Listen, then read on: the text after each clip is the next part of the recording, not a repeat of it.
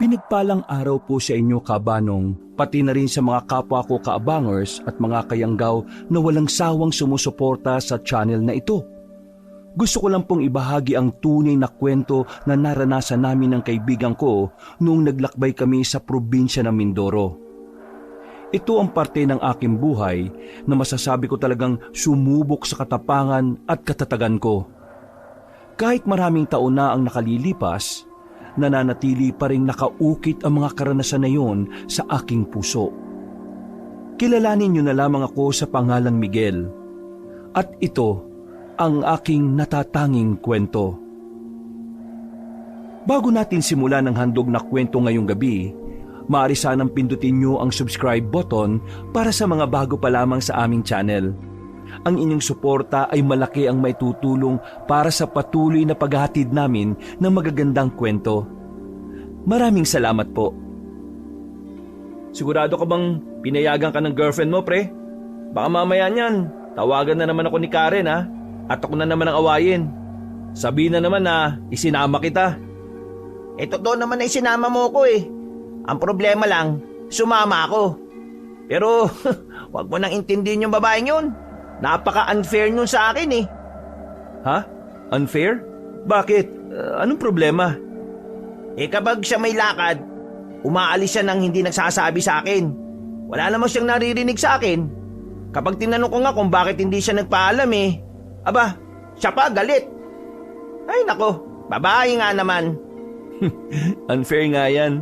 Pero dapat mapag-usapan nyo yan, pre.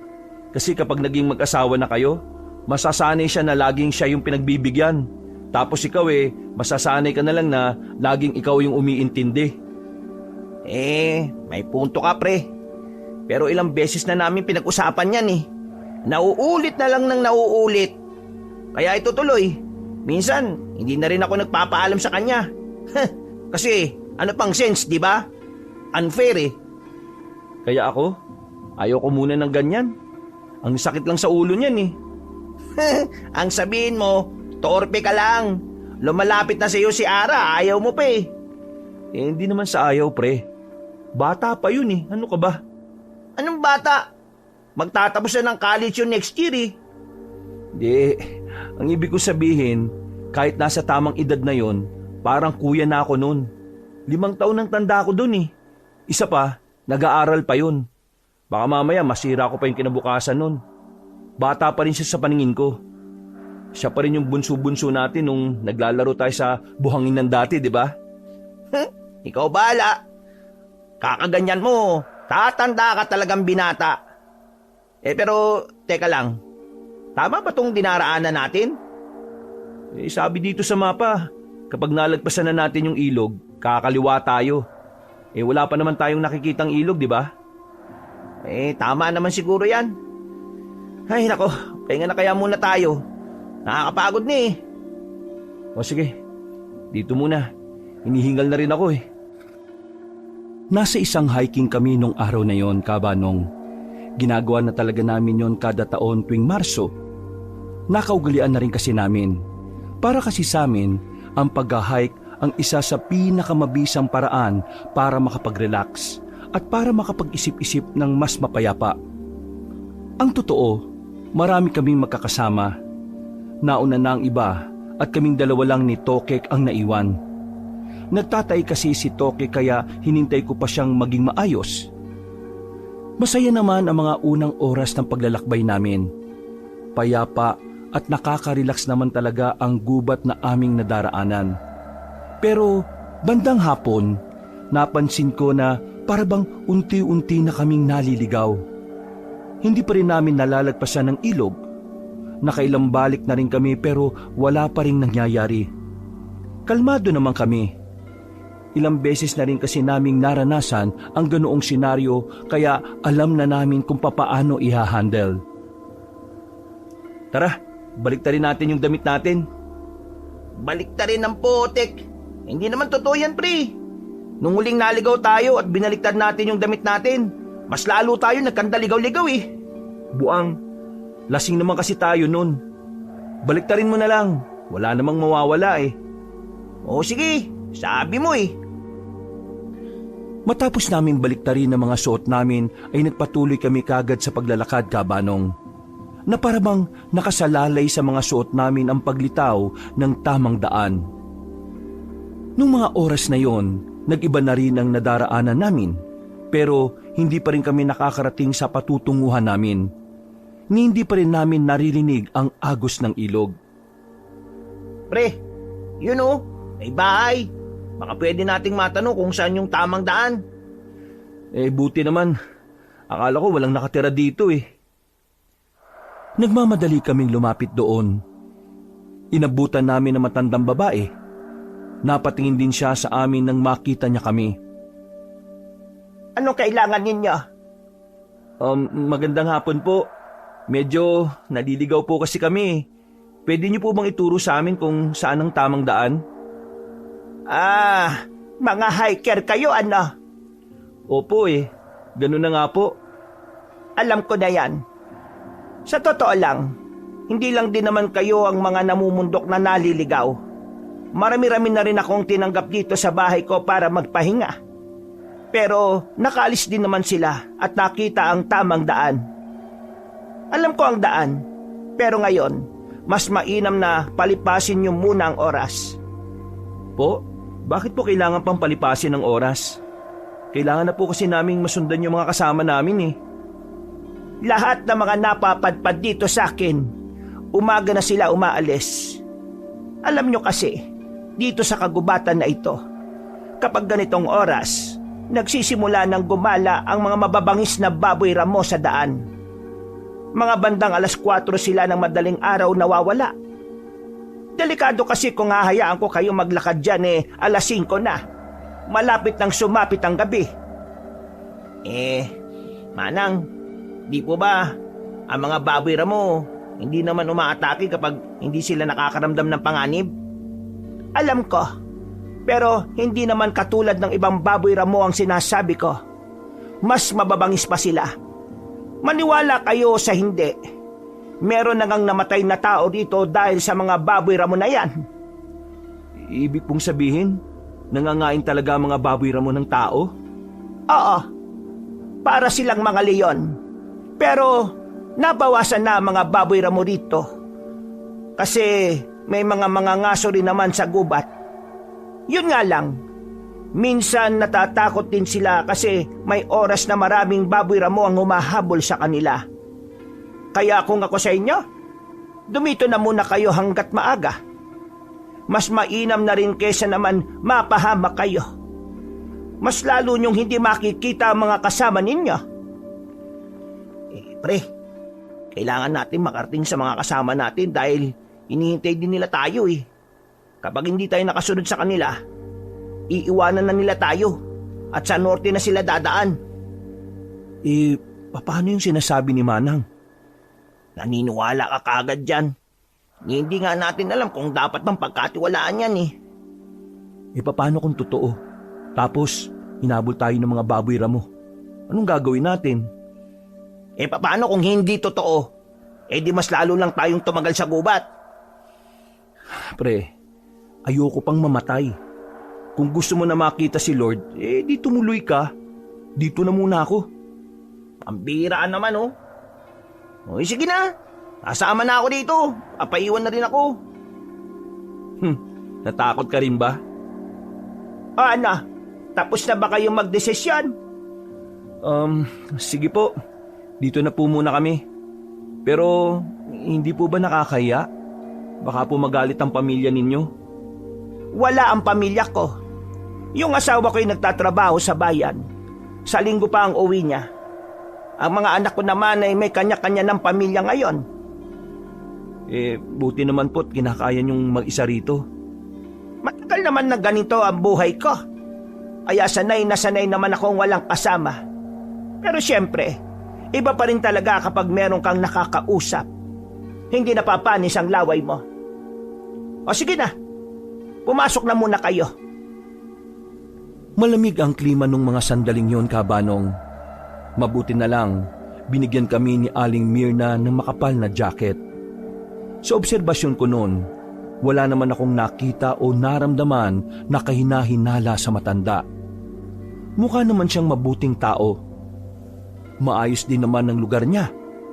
Kahit maliit ang bahay at bakuran, malinis at talaga namang maaliwalas. Kung nagawa ko kagad maging komportable sa lugar na yon nang walang kahirap-hirap, iba naman si Tokek. Hindi siya mapakali. Tingin siya ng tingin sa paligid. Mababasa sa mga mata niya na talagang hindi niya gustong naroon. Habang naghahanda ng may inom si Aling Mirna, kinausap ko ang kaibigan ko. Pre, sinabi ko naman sa iyo na hindi mo naman ako kailangang samahan dito eh. Lalo na kung hindi ka komportable.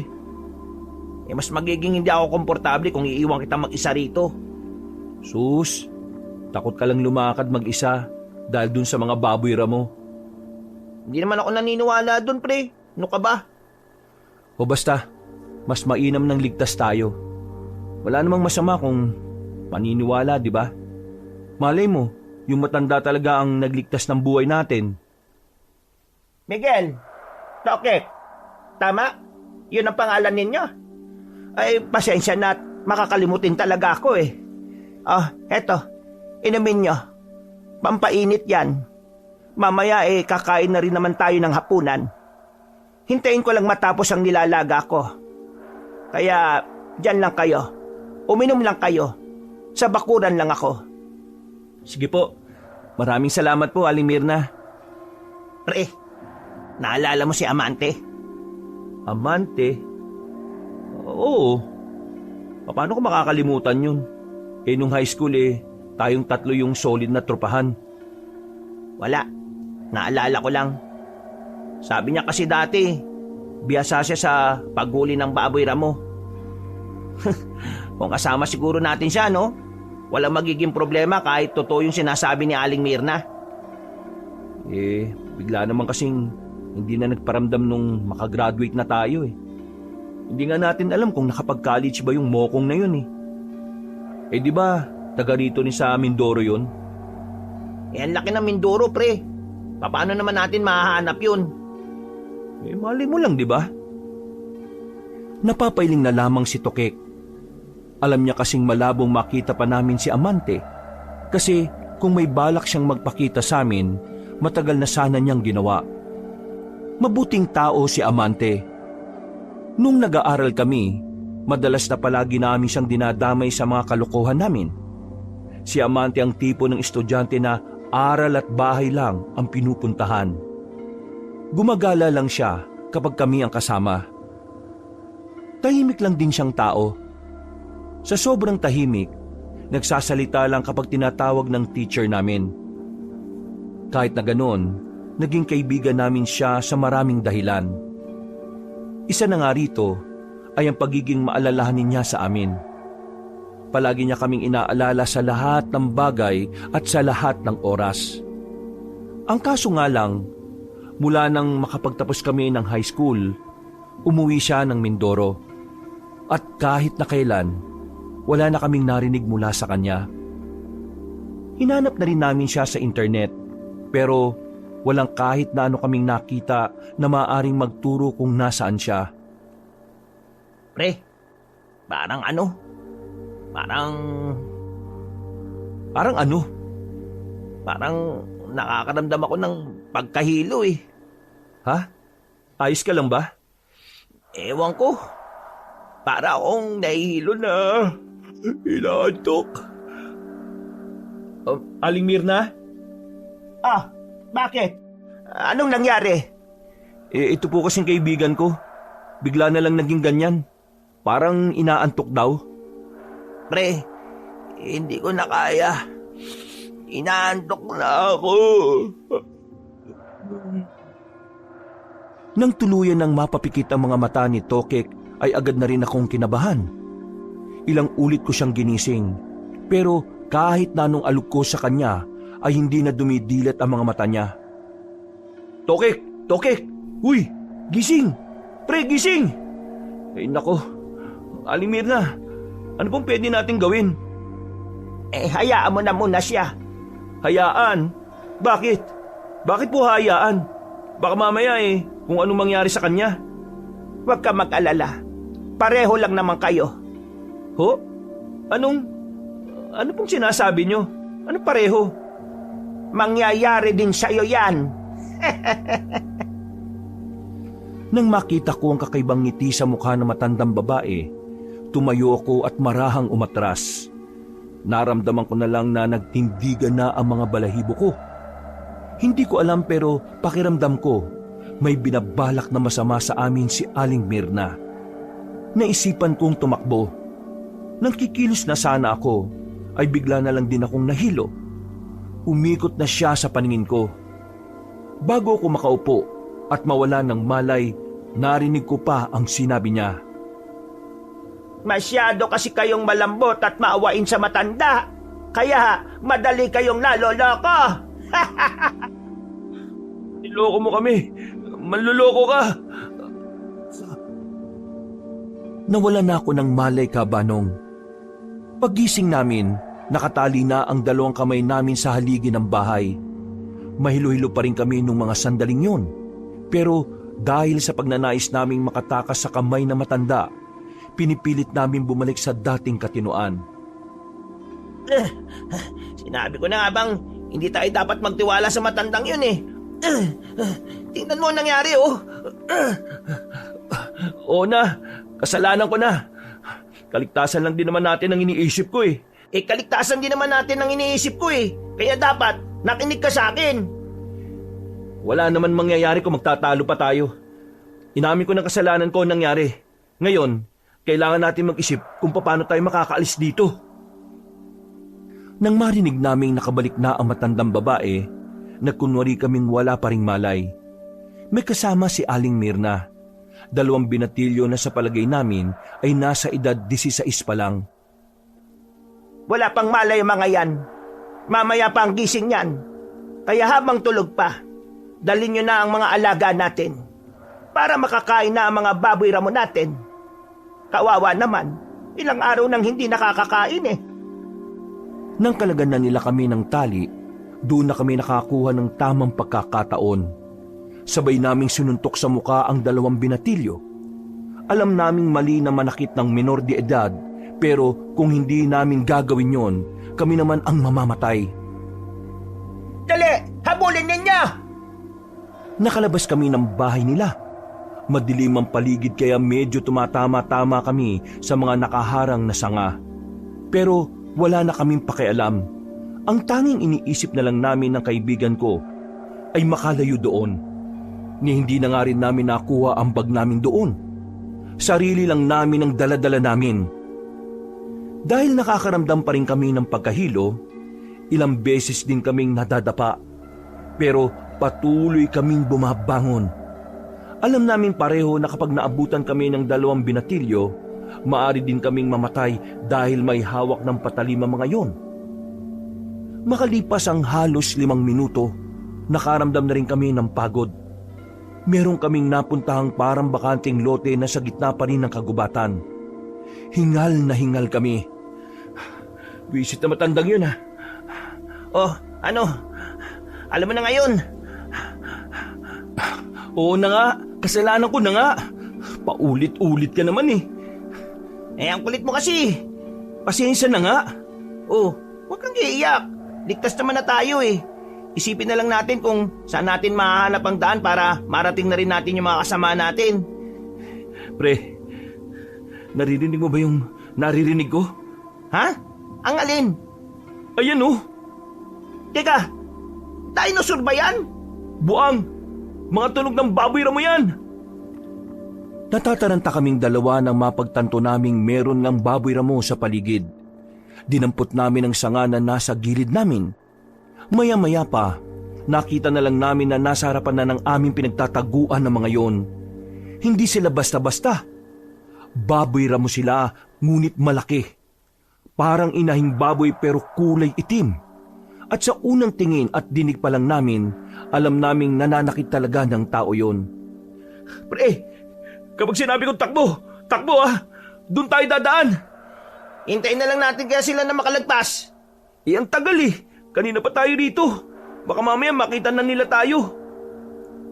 Napatigil ako sa pagsasalita nang mapansing nasa likuran na ni Tokek ang isang baboy ramo. Pre! Oh, Pre! bakit nga? Sa likuran mo! Ha? Takbo! Inatake kami ng baboy ramo pero buti na lang ay nakaiwas kagad kami. Tumama ang baboy ramo sa puno. Sinamantala naman namin yon para agad na makatakbo. Sinundan kami ng mga baboy ramo na hindi na namin mabilang. Ang dami nila, Kabanong. Nag-uunahan sila sa amin. Sa mga naririnig naming nilalabas nilang tunog, parang takam na sila. Alaga yan ng matandang si Raulo. O di ba? Tama rin ako na nanatili tayo ron. At least, tumagal ang buhay natin. Mamaya ka na magsalita.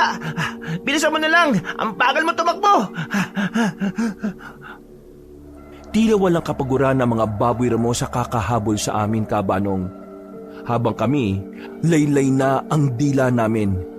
Unti-unti na rin bumabagal ang takbo namin dahil malayo-layo na rin ang tinahak namin. Hanggang sa tuluyan na nga kaming nadapa. Napaupo na lang kami sa lupa. Pumalibot ang mga baboy ramo.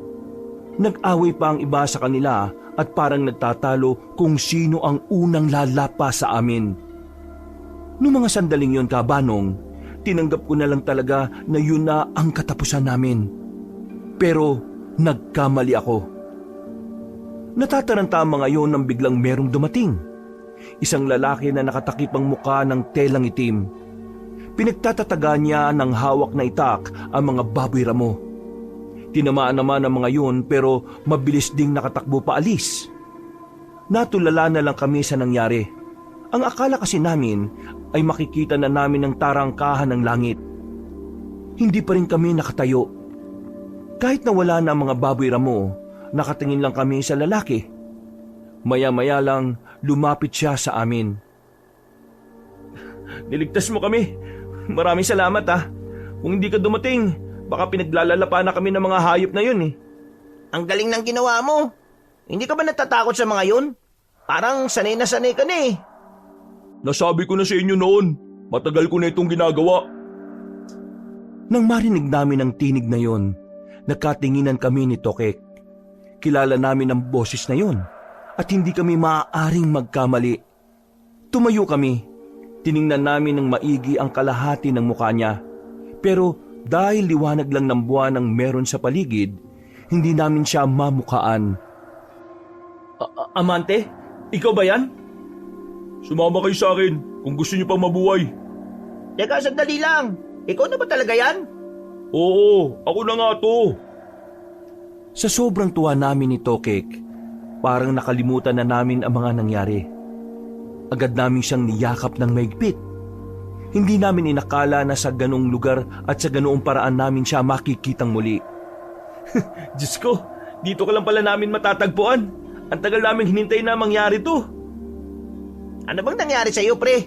Bigla ka na lang nawala nun pagkatapos natin ng high school. Hindi itong tamang oras para magkwentuhan. Kung gusto niyo masagot ko mga tanong ninyo, sumama na lang muna kayo sa bahay. Dinala kami ni Amante sa bahay nila. Meron silang maliit na komunidad doon. Tahimik na ang buong lugar nang dumating kami, kaya hindi kami nakapag-ingay ni Tokek. Sobrang saya kasi namin noon. Sa wakas, natagpuan namin ang isang kaibigan na matagal na namin hindi nakikita. Sementado na ang bahay ni Amante, pero wala pang finishing ang labas. Meron naman siyang malawak na bakuran. Kaso, puro tambak naman ng kung ano-ano. So bakit bigla ka na lang nawala nun after graduation? Ikwento mo naman sa amin kung ano nangyari sa buhay mo. Oo nga, ang tagal naming iniisip yan eh. 1 linggo matapos tayo makapagtapos, nabalitaan ko na namatay na mga magulang ko dahil sa aksidente. Kaya umuwi ako nun. Gusto ko pa sanang bumalik ng Maynila eh. Pero nung tumagal, napagtanto ko na mas tahimik ang buhay ko rito. Isa pa, dito na rin ako nakahanap ng maayos na trabaho eh. Ay, pasensya na ah. Hindi namin alam na yung palang pinagdaanan mo.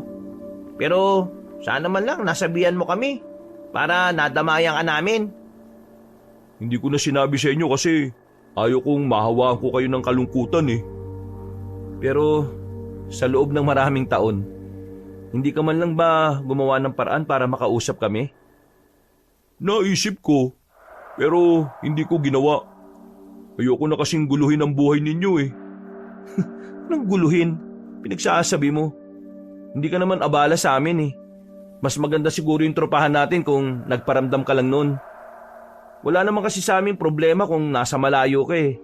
Ang mahalaga lang sa amin, alam naming nasa maayos ka lang na kalagayan. Hindi yung ganyan, no? Isip kami ng isip kung nasaan ka. Nag-alala nga kami nun eh, na baka patay ka na. Kasi lahat ng pinagtanungan namin, walang alam kung nasaan ka.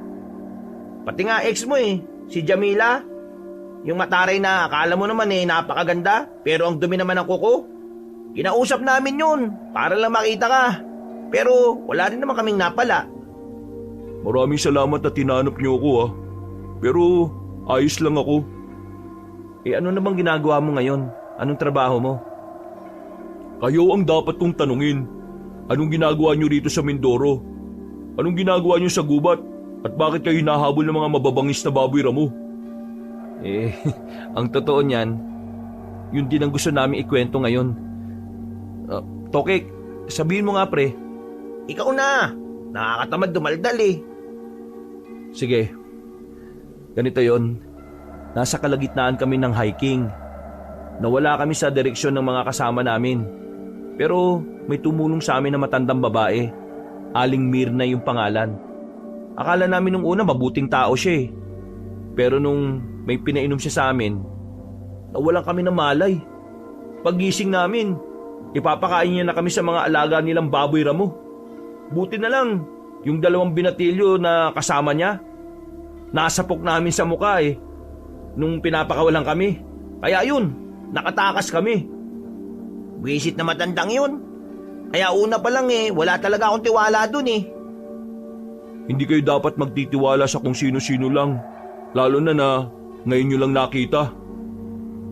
Kahit sa'yo, ngayon ko lang namin nakita uli eh. Pwede rin. Uy, biro lang naman ha. Ang mahalaga naman, kasama ka na namin ngayon.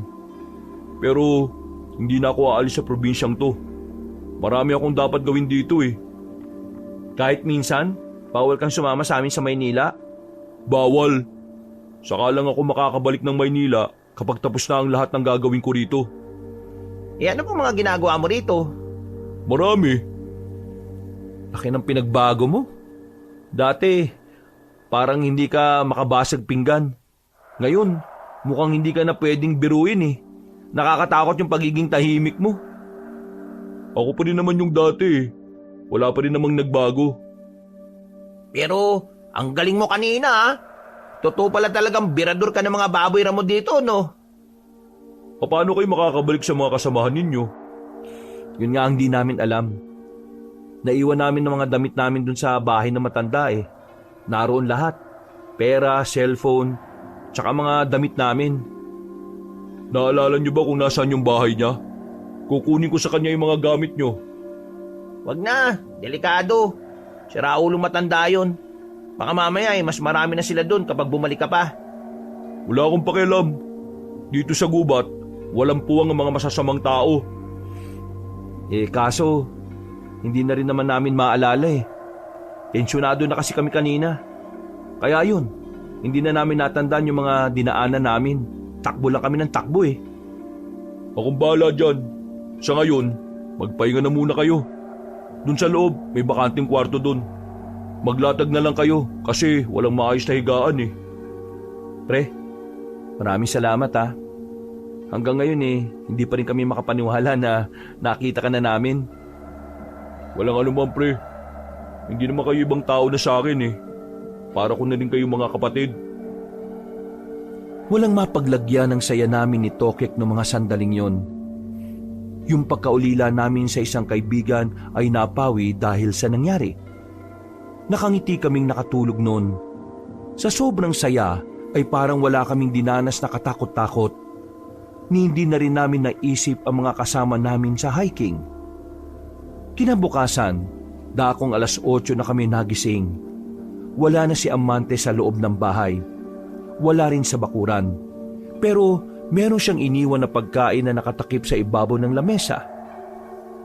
Nagsabi ba si Amante na aalis siya kanina? Hindi ko alam. Tulog din ako eh. Hindi ako nagising nung umalis siya. O sige, hintayin na lang natin makabalik. Baka nandyan lang siya sa labas. Habang nagmumuni-muni kami sa harapan ng lamesa, napalibot ang tingin namin sa paligid ng bahay. Nakita namin ang magkakaibang uri ng itak na nakadikit sa pader. Nung oras na yon, inisip namin na ginagamit lang ni Amante ang mga yon sa pagsasaka. Pero napansin din naman namin ang mga pana na nakadikit sa kabilang pader. Alam mo, palagay ko, pangangaso ang trabaho ni Amante. Ang sabi niya, maayos na trabaho, di ba? Uy, bakit? Hindi ba maayos na trabaho ang pangangaso? Paano magiging maayos ang trabaho na yun eh? Pwedeng malagay ang buhay mo dahil sa mababangis na hayop sa gubat. Basta, yun ang tingin ko eh. Pangangaso ginagawa niya. Oh, nandiyan ka na pala pre. Saan ka galing? May kinuusap lang ako sa kabilang bahay. Ha? Eh, sumabay ka na sa amin. Pinaganda mo pa kami. Kain ka na rin. Sige. Siya nga pala, mamayang hapon, aalis ako. Hahanapin ko yung sinasabi niyong bahay na matanda. Kukunin ko yung mga gamit niyo para makabalik na rin kayo sa mga kasama ninyo. Bakit parang nagmamadali ka naman, pre? Ayaw mo ba kaming nandito? Ayaw mo ba kami makasama? Hindi naman sa ganun. Pero ayoko lang na magkaroon kayo ng ugnayan sa kung ano man ang mga ginagawa ko sa buhay ko. Ayaw mo naman kasing sabihin sa amin para maintindihan namin eh. Hindi nyo maiintindihan. Para sa mga taong namulat sa buhay ng syudad, hindi nyo ako maiintindihan. Ganun ba yung tingin mo sa amin? Mahina umintindi? Oo. Napatunayan ko yan nung magkakasama pa tayong nag-aaral. Ay, pambira. Hindi man lang nagpreno sa sinasabi niya, oh.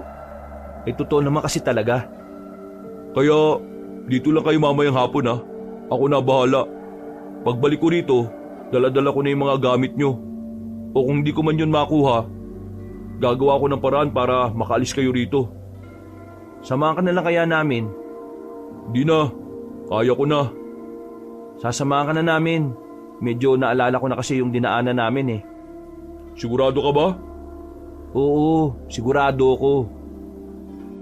Mumuntong hininga na lamang ako, Kabanong. Naisip ko kasi na oras na makuha na namin ang gamit namin ay magkakalayo-layo na ulit ang mga landas namin. Kumain na lang kami ni Tokek. Masarap naman ang puto at kakanin na inihanda sa amin ni Amante. Makalipas ang ilang oras ay sumapit na rin ang hapon. Naganda na kami para sa aming pag-alis. Nakapagpalit na rin kami ng bagong suot na pinahiram lang sa amin ni Amante. Amante, yung mga kalugar mo ba? Ngayon lang nakakita ng gwapo. Yung tingin kasi nila sa amin eh, parang gusto nila kaming halikan eh. Ngayon lang sila nakakita ng mga taga Maynila na napadpad dito. Kadalasan kasi sa mga taga Maynila na napapadpad dito, patay na kapag natatagpuan namin. Ha? Patay na? Bakit? Anong meron? Sabihin na lang natin na may mga masasamang tao naglilibot sa kagubatan. At sa kasamaang palad, yung mga dayo, minsan ang nakakasalubong nila. May rebelde ba rito sa Mindoro? Kahit siya naman meron eh. Kahit nga sa simpleng tahanan, may isang anak na nagre-rebelde. Yung ibig kong sabihin, yung mga taong rebelde na may peng-peng. Yung may mga kargada, may mga baril. Yung mga pinahiram ko sa inyong itap, ginagamit yan para ipagtanggol ang sarili ninyo ha. Pwede natin makasalubong o makita yung mababangis na baboy ramo. Kaya dapat, handa kayo. Nagtataka lang ako eh. Alam ko naman na mabangis sa mga baboy ramo. Pero talaga bang kaya nilang kumain ng mga tao? Hindi naman basta mabangis lang ng mga baboy ramo yun eh. Para silang mga leon na gutom. Kaya kahit na sino, kakainin nila. Maliban na lang yung amo nila ah. Oo nga. Paano kaya napaamo na matandang yun yung mga baboy ramo na yun? Wala akong oras para magpaliwanag. Basta, ihandaan nyo na lang yung mga sarili ninyo para sa mga pangyayaring hindi natin inaasahan. Pinagpatuloy namin ang paglalakad Mga ilang sandali pa, meron na kaming nadaanan na tent.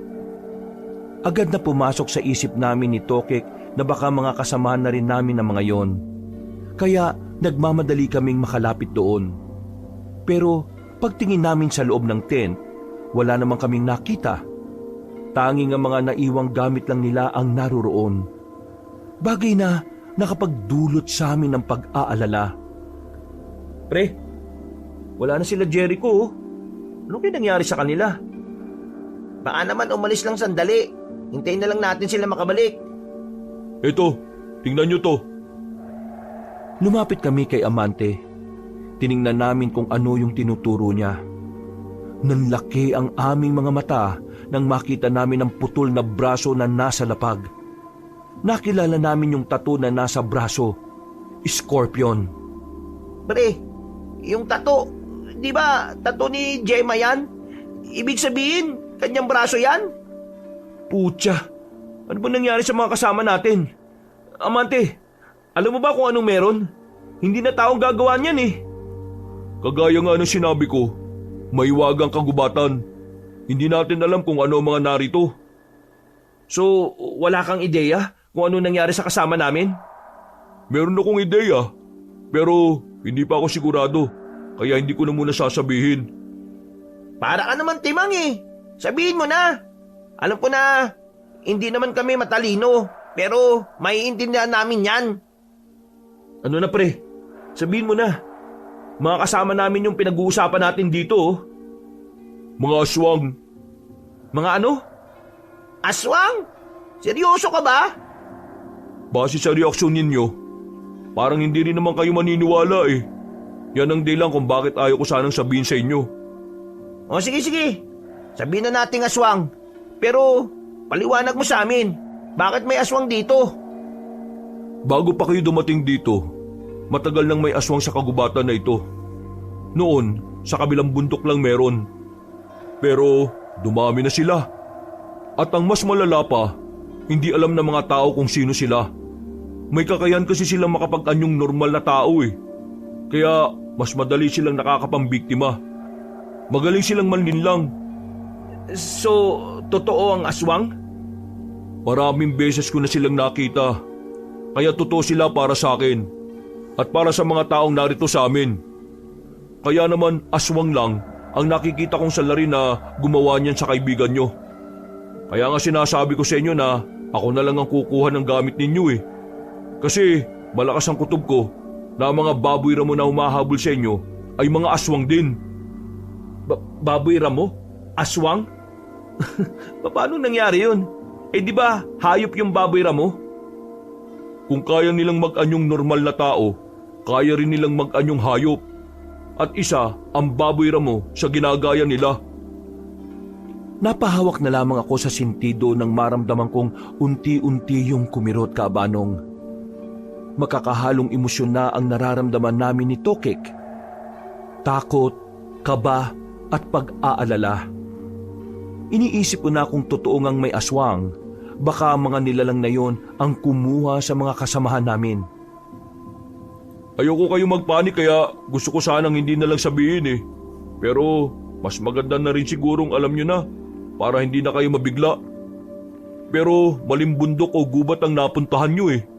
Hanggang ngayon kasi, pinoproblema pa rin ng mga barangay kung paano tutugisin ng mga aswang. Perwisyo rin kasi sila sa kabuhayan ng mga tao eh.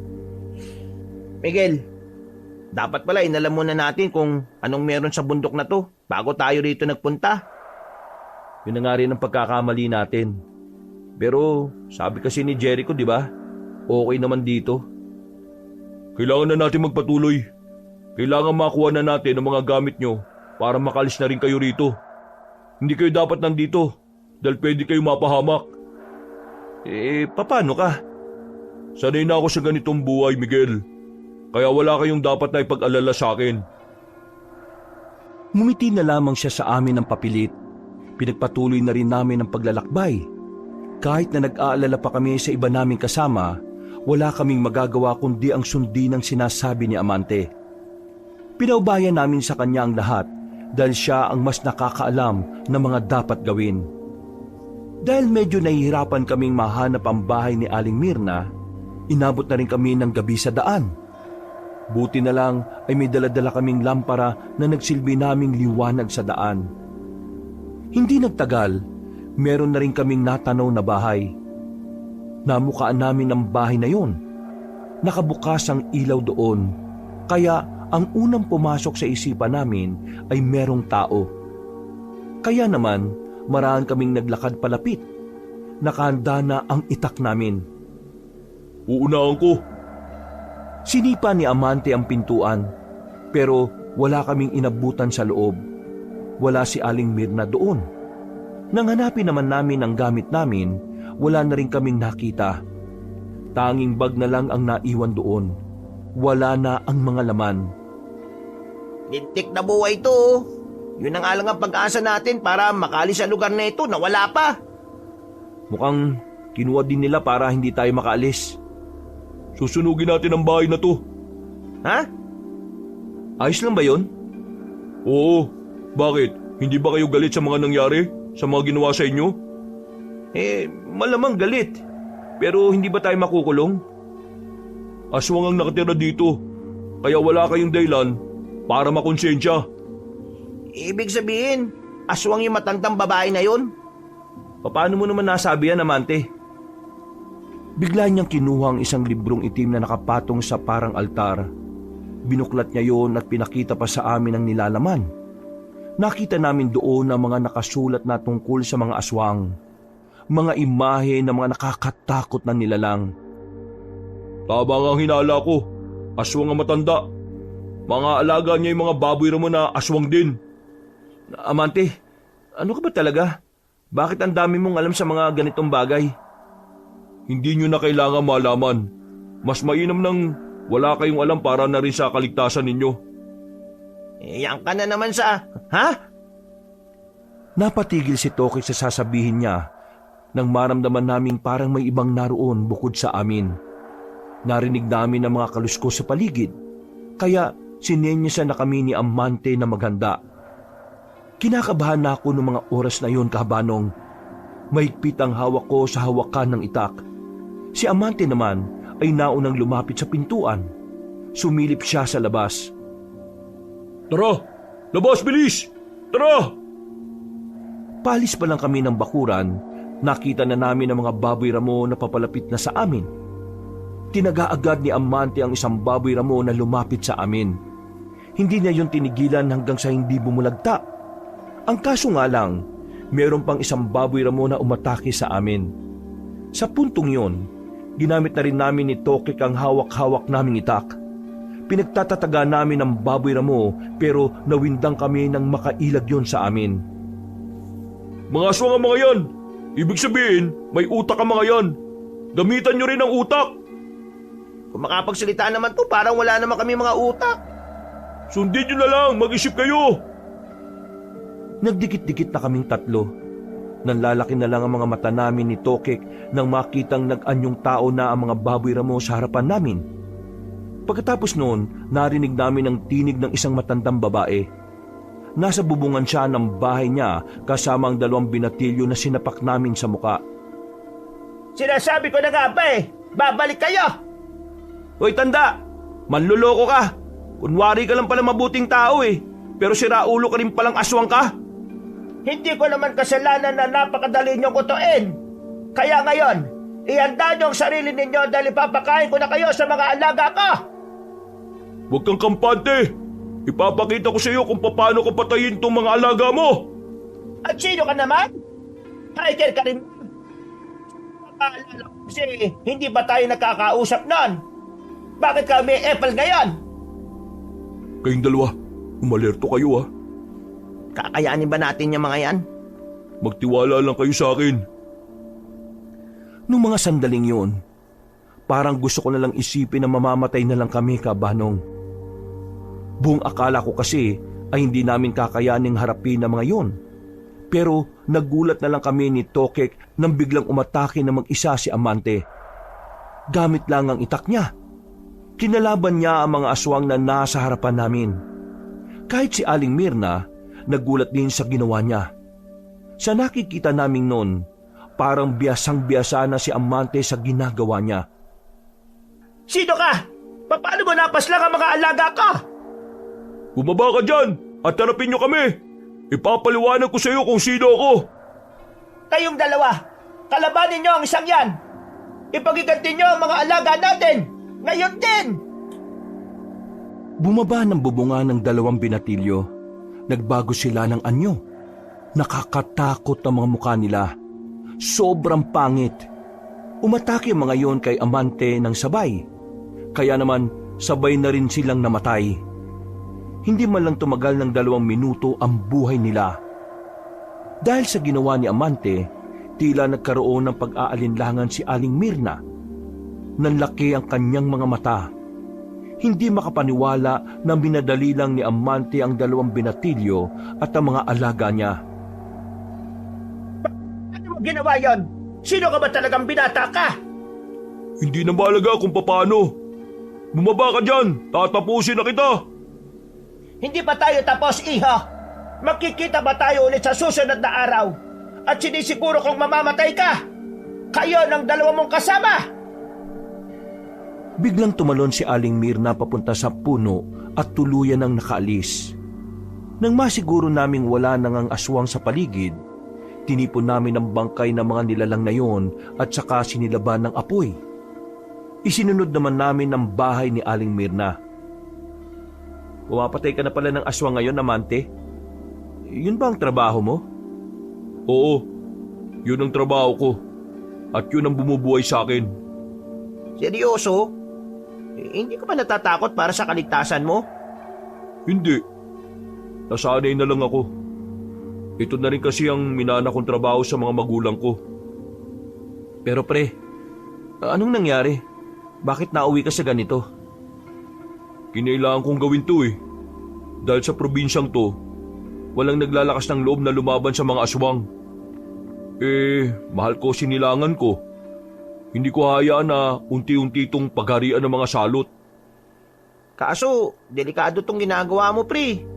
Paano kung balikan ka ng mga siraulong yon? Oo, alam kong delikado. Kaya nga hanggat maaari, gusto ko na kayong makaalis dito eh. Kasi ayaw ko kayong madamay. Hindi biro mga mangyayari. Ngayong unti-unti ko na silang nalalagas. Ano bang binabalak mo? Uubusin ko silang lahat. Hanggang sa mawala na mga lintik na mga asong na yan dito. Napabuntong hininga na lang kami ni Tokek. Nababahala kami para sa kaligtasan ng kaibigan namin. Pero wala namang kaming magagawa nung mga sandaling yon. Kung yun talaga ang gusto niyang mangyari. Nung oras na yon ay hindi na namin nakuha ang mga gamit namin. Kaya ang sinabi sa amin ni Amante, gagawan niya ng paraan para makaalis na kami roon. Bumalik na muna kami sa bahay niya. Nagpahinga na muna kami roon. Tulala lang ako habang nakatambay sa tapat ng bahay. Hindi pa rin nawawala-wala sa isipan ko ang mga nangyari. Maya-maya pa, may matandang lalaki na pumasok sa bakuran. Hindi siya pamilyar sa akin. Nakatingin din siya sa akin na parabang pinag-iisipan niya ako ng masama. Bigla siyang dumampot ng pamalo sa gilid. Maraan siyang lumapit. Naalarma rin ako noon kaya napatayo ako. Sino ka? Bitiwan mo yan! Ikaw ang sino? Bakit ka narito? Anong ginagawa mo rito? Ikaw ang sumagot sa tanong ko. Ikaw tong biglang pumasok dito nang walang pasabi. Kung hindi ka sasagot, ipapalo ko sa iyo itong hawak ka. Tama na yan! Buti na lang ay dumating na si Amante at Tokek. Galing kasi sila sa labas para humanap ng makakain namin. Kung hindi sila dumating, baka tuluyan na akong pinalo na matandang lalaking yon. Amante, sinong lalaking to? Papaluin ko na sana ng hawak ko nitong kahoy eh. Pre, sino ba yung matandang yan? Bigla-bigla na lang napasok dito. Si Mang Rodante yan. Kasama ko nun sa pagtugis ng mga aswang.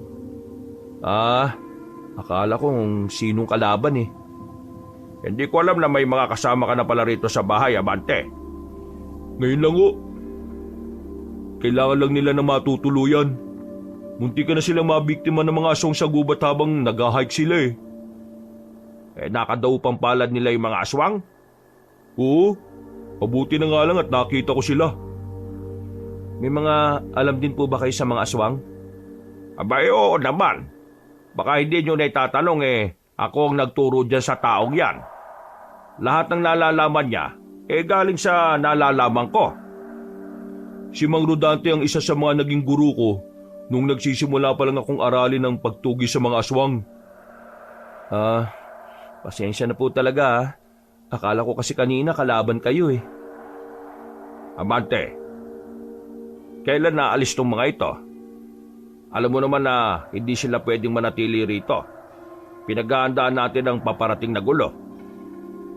May paparating na gulo rito? Oo, nakatanggap kasi kami ng impormasyon na yung mga aswang magsasagawa sila ng pag-atake sa mga baryo. Pero Amante, paano yung mga kasamahan namin? Hindi pa namin sila nakikita. May mga kasama pa kayo? Saan sila napunta? Nagkahiwa-hiwalay kasi kami. Nauna sila. Nagkataon pa na may matandang babae na bumihag sa amin. Nakalaunan, nalaman namin na aswang pala. Tapos ayun, hindi na namin nalaman kung nasaan na yung mga kasama namin. Nakita na lang namin yung tent na wala na ring laman. Tapos, yung braso ng kasama namin babae, nandun. Mukhang gumagawa na sila ng hakbang para ipahatid ang mensahe nila. Matagal na bang magkaaway ang aswang at ang samahan ninyo? Hindi lang basta matagal, sobrang tagal na. Wala pa tayo sa mundo, tinutugis na ng mga albularyo mga nilalang na gaya nila. Ibig sabihin, hindi pala ligtas sa mga hiker na kagaya namin dito sa inyo? Sa parting ito ng Mindoro, oo, hindi. Nagkamali lang kayo ng pinuntahan eh. Amante, matutulungan mo ba kaming mahanap yung mga kasama namin? Sa ngayon, hindi ko alam kung paano sila hahanapin. Ang iniisip ko ngayon, kayo. Kailangan nyo nang makaalis dito. Paano nga mga kasama namin? Gagawin ni Mang Rodante ang lahat para makita sila. Pero kayo, kailangan nyo nang maunang makaalis. Hindi kasi sa lahat ng oras mababantayan ko kayo. Napabuntong hininga na lang ako ng mga sandaling yon, Kabanong. May punto naman si Amante, pero hindi pa rin namin maiwasang hindi mag-alala. Kung ano man kasi ang nangyari sa mga kasamahan namin, maarin din kaming masisi sa mga mangyayari. Kinabukasan ng umaga, maaga kaming ginising ni Amante. Ayon sa kanila ni Mang Rodante, meron na raw kaming masasakyan papunta sa pier. Kailangan lang natin maglakad ng halos kalahating oras. Yung truck kasi ng kakilala ko hindi na makakapasok dito. Kasi balubak. Kakaayos lang nun nung nakaraan. Ayos lang naman sa amin maglakad. Nag-hike nga kami, paakyat ng bundok. Tapos umahabot pa ng ilang oras yun. O sige, kung ganun di maganda. Wala tayong magiging problema. Ayoko kasi ng mareklamo Napatingin ako kay Amante habang naglalakad kami. Napansin ko kasi na kanina pa siya tahimik. Kinalabit ko siya at doon pa lang siya parang natauhan. Uy pre, may problema ka ba? Ha? Wala naman. Inaantok lang ako. Hindi kasi ako nakatulog na maayos kagabi. Pasensya ka na Naabala ka pa namin. Ay, wala naman yun. Kaibigan ko naman kayo Hindi ko din naman hahayaan na mapahama kayo. Matagal tayong hindi nagkasama. Isipin nyo na lang na bumabawi ako sa inyo. Kung sa bagay, tama ka naman. Pero pre, kailan ka ba namin ulit makikita? Hindi ko rin alam Kapag natapos na yung problemang ito, pupunta na rin naman ako ng Maynila pagkatapos nito. Sabi mo yan Makalipas ang ilang minuto, narating na rin ang bahay ng sinasabing kakilala ni Mang Rodante. Natanaw namin agad sa bakuran ng isang truck na nakaparada doon. Noong mga sandaling yon, ay kaligayahan na ang nararamdaman namin ni Tokek. Dahil sa wakas, makakaalis na rin kami sa mapanganib na lugar na yon. Ang kaso, paglapit namin, naabutan namin ng mga asawa ng may-ari ng truck. Umiiyak siya kasama nito ang 2 anak. Nang tanungin namin kung bakit, sinabi ng babae na ang asawa niya daw ay tinamaan ng ligaw na bala. Nagkaroon daw kasi ng barilan ng mga rebelde sa isang pamilihan. Noong mga sandaling yon, hindi ko alam kung maiinis ba ako dahil hindi na kami makakaalis kaagad o maaawa dahil nawala ng padre di pamilya ang pamilyang yun. Nalulungkot ko nangyari kay Martin. Nakikiramay kami. Halos tumagal kami ng 1 oras para damayan ang pamilyang yon. Nang maging kalmado na rin ang mga yon, ay nagpaalam na rin kami sa kanila. Wala kaming napala. Yun na lang sana ang pag-asa namin para madaling makaalis. Wala pa namang sasakyan sa baryo nila Amante.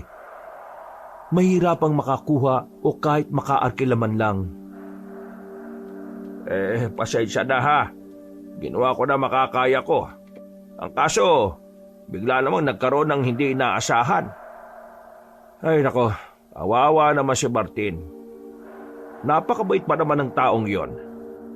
Buhay talaga oh. Hindi mo alam kung kailan matatapos no. Meron pa akong isang alam na paraan, pero mahaba-haba ang lalakarin natin. Ano? Sabihin mo. Baka naman kayanin naman namin. Kailangan natin pumunta sa Magano Beach. Mula sa amin, maglalakad lang tayo halos 3 oras. Doon, may masasakyan kayong bangka. Pwede niyong sabihin na ihatid kayo sa pinakamalapit na pier. May pera ako. Bayaran niyo na lang sa susunod. Amante, hindi ba't pinasasara na ang beach na yon dahil lang daming namatay sa laot nitong nakaraang buwan? Wala nang ibang paraan Kung hindi sila aalis bago umatake ang mga aswang, madadamay sila, Mang Rodante. Teka, sandali. Ano bang nangyayari dun sa laot? Bakit may mga namatay? May parte kasi ng laot na parang may nanghihigop pababa. Ha? Delikado pala dyan. Pero meron din naman parte na hindi delikado. Alam ko kung saan banda. Tuturuan ko lang yung bangkero kung saan kayo dapat dumaan. Mukhang peligroso yan pre Baka naman hindi na kami mamatay sa aswang. Mamatay naman kami sa tubig. Malunod kami. Gusto niyo ba talagang makalis dito o hindi? Siyempre naman, gusto namin. Kung ganun, kailangan niyo magtiwala sa akin. Ito na lang ang natitirang paraan. Hindi kayo pwedeng magpaabot dito sa pagsalakay ng mga aswang dahil mapapahama kayo. Hindi na kayo makakabalik pa ng Maynila kahit na kailan. Hindi na kami nakapagsalita pa ni Tokek. Sumang-ayon na lang kami sa sinasabi ni Amante. Pagbalik namin sa bahay niya, kaunting pahinga lang ay lumarga na ulit kami dakong 10:00 ng gabi. Tanghali na nang nasa gubat na kami. Buong akala ko ay magtutuloy-tuloy na yon. Pero hindi ko inasahan na meron kaming madaraanang susubok sa amin. Biglang sumenya si Amante. Marahang kaming umupo. Napansin na lang namin si Mang Rodante na naglabas na ng itak. Teka, anong nangyayari? Mga aswang ang mga yan. Nagkukunwari lang na mga nagtutroso, mga nagpuputol ng kahoy. Anong gagawin natin? Dito lang kayo. Kami nang bahala ni Amante. Wala kaming gagawin? Wala. Basta huwag kayong lalabas dito, kahit na anong mangyari Marahan silang naglakad palapit sa mga kalalakihan. Bago pa sila makalapit ng tuluyan, ay naramdaman na sila ng mga yon. Hindi kami makapaniwala ni Tokek na kahit tirik ang araw, may mga aswang na kagaya nila. Nagbagong anyo ng mga yon. Mabilis na nagsipulasan. Agad din namang sinundan ni Amante at ni Mang Rodante yung mga yon. Ano? Dito lang tayo?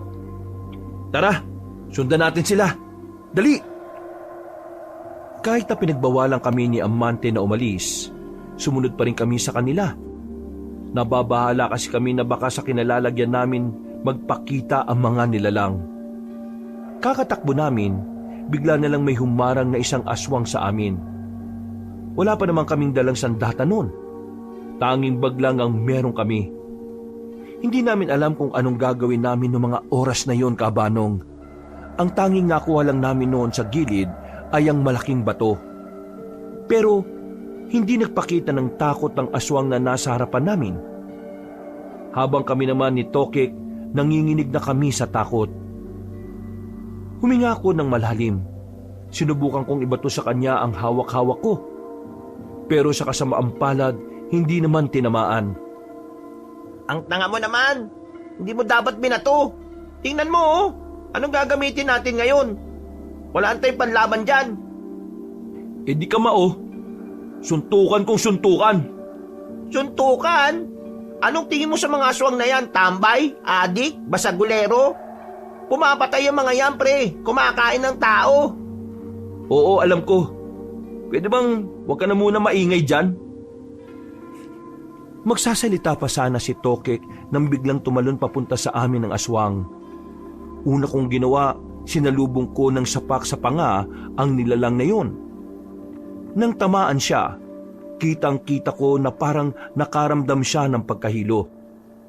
Sinamantala ko na ang pagkakataon. Muli ko siyang sinuntok at tinamaan ulit. Sa pangatlo kong suntok, nahawakan na niya ang kamay ko. Galit na siya sa akin. Akmang kakagatin niya na ako sa kamay nang lumapit naman si Tokek. Sinuntok niya ulit sa panga ang aswang. Nabitiwan ko kaya hinila ko ni Tokek palayo. Nahilo pre! Takbo na!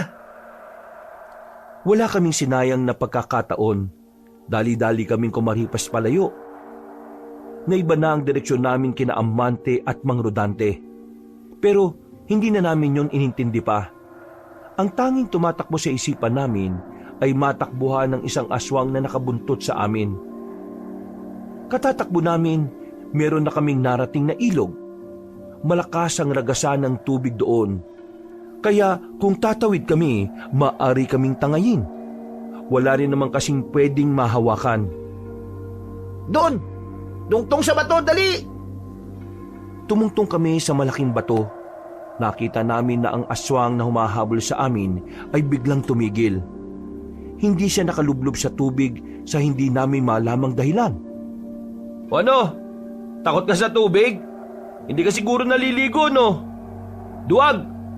Lumapit ka rito, sira ulo ka! Pre, mukhang alam ko na ang kahinaan ng mga aswang. Takot sila sa tubig. Oo nga, ayaw niyang lumapit dito oh. Maya-maya pa, umalis na rin ang aswang na humahabol sa amin. Narinig na lang namin na humihiyaw pa siya sa kagubatan. Nakahinga na kami ng maluwag ni Tokek. Problema natin ito. Paano natin mababalikan sina Amante? Hindi mo ba natandaan yung dinaanan natin? Paano ko matatandaan? Tumatakbo tayo. May tinatakasan tayo. Anong tingin mo sa akin? Sobrang lakas ng memorya? Yun lang. Mamamatay na talaga tayo dito. Huwag kang magsalita ng ganyan. Ang nega mo masyado. Pre, wala na magliligtas sa atin. Kapag bumalik ako sa kagubatan, malaki naman ang tsansa na may makasalubong tayong aswang. Sa halip na yan ang iniisip mo. Sana nag-iisip ka na lang din ng paraan para makalis tayo rito. Yung ginagawa mo hindi yan nakakatulong eh. Nang masiguro naming wala ng aswang na humahabol sa amin, bumaba na rin kami sa malaking bato. Dumapot kami ulit ng pwede naming ipamalo o ihampas. Pumasok kami ulit ng kagubatan kahit na alam naming mas delikado roon. Maraan kaming naglakad palingon-lingon sa paligid. Nang wala naman kaming makitang banta, nilakihan namin ang mga hakbang namin. Ang kaso nga lang, hindi na talaga namin mahanap ang una naming dinaanan. Kaya naman, tumaas na naman ang level ng kaba namin. Natataranta na kami. Kahit na anong gawin kong pagiging positibo, hindi pa rin nawawala ang pagkabahala ko. Tumigil na muna kami sa ilalim ng puno. Nagpahinga kami sandali para makapag-isip ng maayos. Kailangan natin kumalma, Parikoy. Kalma. Kapag hindi tayo naging kalmado, wala tayong maiisip na magandang paraan para makaalis dito. Oo, sinusubukan kong kumalma. Sinusubukan ko. Muli kong nilibot ang tingin ko sa paligid. Meron akong nakitang daan sa bandang kaliwa. Doon kami dumaan. Nang tumbukin namin yon, nakita na lang namin ang kabahayan. Sa unang tingin, iisipin mo talagang pangkaraniwang komunidad lang yon. Pero nang makita namin kung ano yung mga bitbit ng mga lalaki, doon na namin nasabi na mga aswang ang mga nakatira doon. Kailangan natin masabi to kay Amante at kay Mang Dudante. Kung ganon, umalis na tayo dito. Palis na sana kami nang biglang may makasalubong kaming dalawang aswang. Nagkatinginan pa ang mga yun, pero wala kaming sinayang na pagkakataon. Sabay naming sinapak ang dalawa. Sa lakas ng sapak namin sa panga, tumba agad ang mga yun. Ang problema nga lang, umangil ng malakas ang dalawang yun. Dahilan para maalarma ang mga ito at ang iba pang mga aswang. Bilis! Bilis, pre! Hahabulin na nila tayo! Bilisan mo! Wisit ka. Ikaw magmadali. Ang bagal mo kaya. Tuloy, ang bagal ko din. Oh, ikaw na mauna. Paglingon ko sa likuran namin, nagtipon-tipon na ang mga aswang sa bungad ng lugar nila. Habang hindi pa sila sumusunod sa amin, ay mas binilisan pa namin ang takbo. Hingal na hingal kami pero hindi kami tumigil. Makalipas lang ang halos 5 minuto, nakalayo na rin kami sa kanila. Hindi na namin alam kung nasa ang lugar na kami. Basta sa kinalalagyan namin noon ay mas marami ng tanim ng saging. Visit talaga. Wala katapos at takbo. Yun na lang laging ginagawa natin Sumasakit na binti ko Wala naman tayong magagawa Kailangan natin tumakbo. Hindi natin kakayanin ng mga yun. Ang dami nila Kung suntukan lang tapos isa-isa, baka pwede pa. O ito, saging. Tara, kain muna tayo. Nagugutom na rin ako Naku, mas lalo ka mauuhaw niyan. Sana kaya yung tamang daan? Ayoko na magturo. Napapahamak lang tayo O dito, baka pwede na dito. Baka dito na yung dinaanan natin kanina. Matapos kami makapagpahinga, naglakad na kami patungo sa direksyong sinasabi ni Tokek. Noong mga sandaling yung kabanong, kampante na kaming wala na kaming makakaengkwentrong aswang. Malayo-layo na rin kasi kami sa mga tinakasan namin.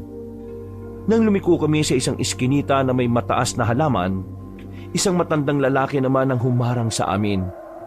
Maayos naman ang suot niya, mukhang pangmayaman. Nakatoksido at yung sombrero niya ay bilog. Nakangiti siya sa amin na hindi ko naman alam kung bakit.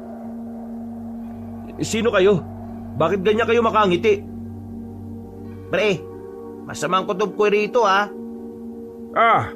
Huwag kayo mag-alala. Hindi naman ako masamang tao Sino ka nga? Bakit bigla ka nalang lumabas dyan? Sabihin na lang natin na ang kagubatan na ito palaruan ko. Ha? Naglalaro ka pa sa tanda mong yan? Ay nako, pasensya na kayo pero wala po kaming oras na makipagkwentuhan Hindi naman tayo magkukwentuhan Gusto ko lang naman kayong isama sa kung saan ako namamalagi. Anong ibig niyo sabihin? Balita ko kasi pinahirapan niyo ang kapatid ko. Sinong kapatid mo? Pinaslang niyo raw ang 2 alalay niya at pati na rin ang mga alaga niyang baboy raba. Nang marinig namin ni Tokik yun, ay parang nagtindigan ng mga balahibo ko. Nakuha na namin kung ano ang gusto niyang sabihin. Tumingin-tingin kami sa paligid. Mga ilang sandali lang, nagkaroon na rin siya ng mga kasama na pumalibot sa amin. Sino kayo? Anong kailangan niyo sa amin? Isa sa mga ayaw ko ay ang mga taong makukulit. Kaya titingnan natin ang kulit nyo ngayon. Nagtatawanan pa sila habang nakapalibot sa amin. Noong mga sandaling yon kabanong, parang nawawala na kami ng pag-asang mabuhay pa. Sinubukan naman naming tumakbo ulit, pero hinaharang lang nila kami. Nagmamakaawa na rin kami sa kanila pero wala silang mga puso. Tinatawanan lang nila kami. Parang may kakaibang kaligayahan sa kanila ang ideyang yun na ang huling sandali namin. Sumama na lang kayo ng mapayapa kung ayaw niyong dito kayo mismo mamatay. Saan niyo naman po kami dadalhin? Saan pa? Eh di sa lugar na inyong huling hantungan. Ano pang pagkakaiba? Mamamatay na lang din kami, di dito nyo na lang gawin. Kalma ka lang, iho. Masyado kang mainit. May gagawin kami sa inyo kaya gusto namin doon sa amin. Malay nyo, gusto ko pala kayong maging sisig o bopis. Sige na, dalhin nyo na ang dalawang yan, mga bata. Hinawakan na kami ng dalawang aswang. Maigpit ang pagkakasukbit ng braso nila sa braso namin ni Tokek. Kaya kahit tangkain naming magpumiglas, wala rin namang mangyayari. Bumalik sa lugar ng mga aswang na nakita namin. Sa bungad pa lang, nakaabang na ang mga yon. Malalapad ang ngiti nila. Kitang-kita ang mga naninilaw na ngipin at may bahid pa ng kulay pula. Mga kasama, nandito na ang dalawang taong pumaslang sa mga alagang baboy ramo ni Mirna. Hindi kami pumaslang sa kanila. Buwang ka ba? May tumulong lang sa amin. Nasaan ang taong tumulong sa inyo? Napalingon kami sa bandang gilid nang marinig namin ang tinig ni Aling Mirna. Nakangiti siya sa amin ng nakakaloko. Kaya nga kami napadpad dito kasi nawala rin sila sa paningin namin. Naglalakad kami sa gubat nang biglang may nakita kami mga kauri ninyo. Kinalaban nila. Doon na kami nagkahiwa-hiwalay. Tingin nyo, maniniwala pa ako sa inyo? Nagtanong-tanong ka, di ba? Tapos ayaw mong maniwala. Palibasa, gawain mo manloko. Niloko mo kami na mabuting tao ka Isa ka palang aswang.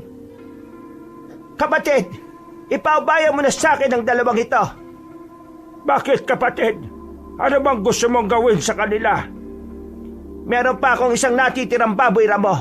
Ipapakain ko sa kanya ang dalawang tao na ito. Sige, kapatid.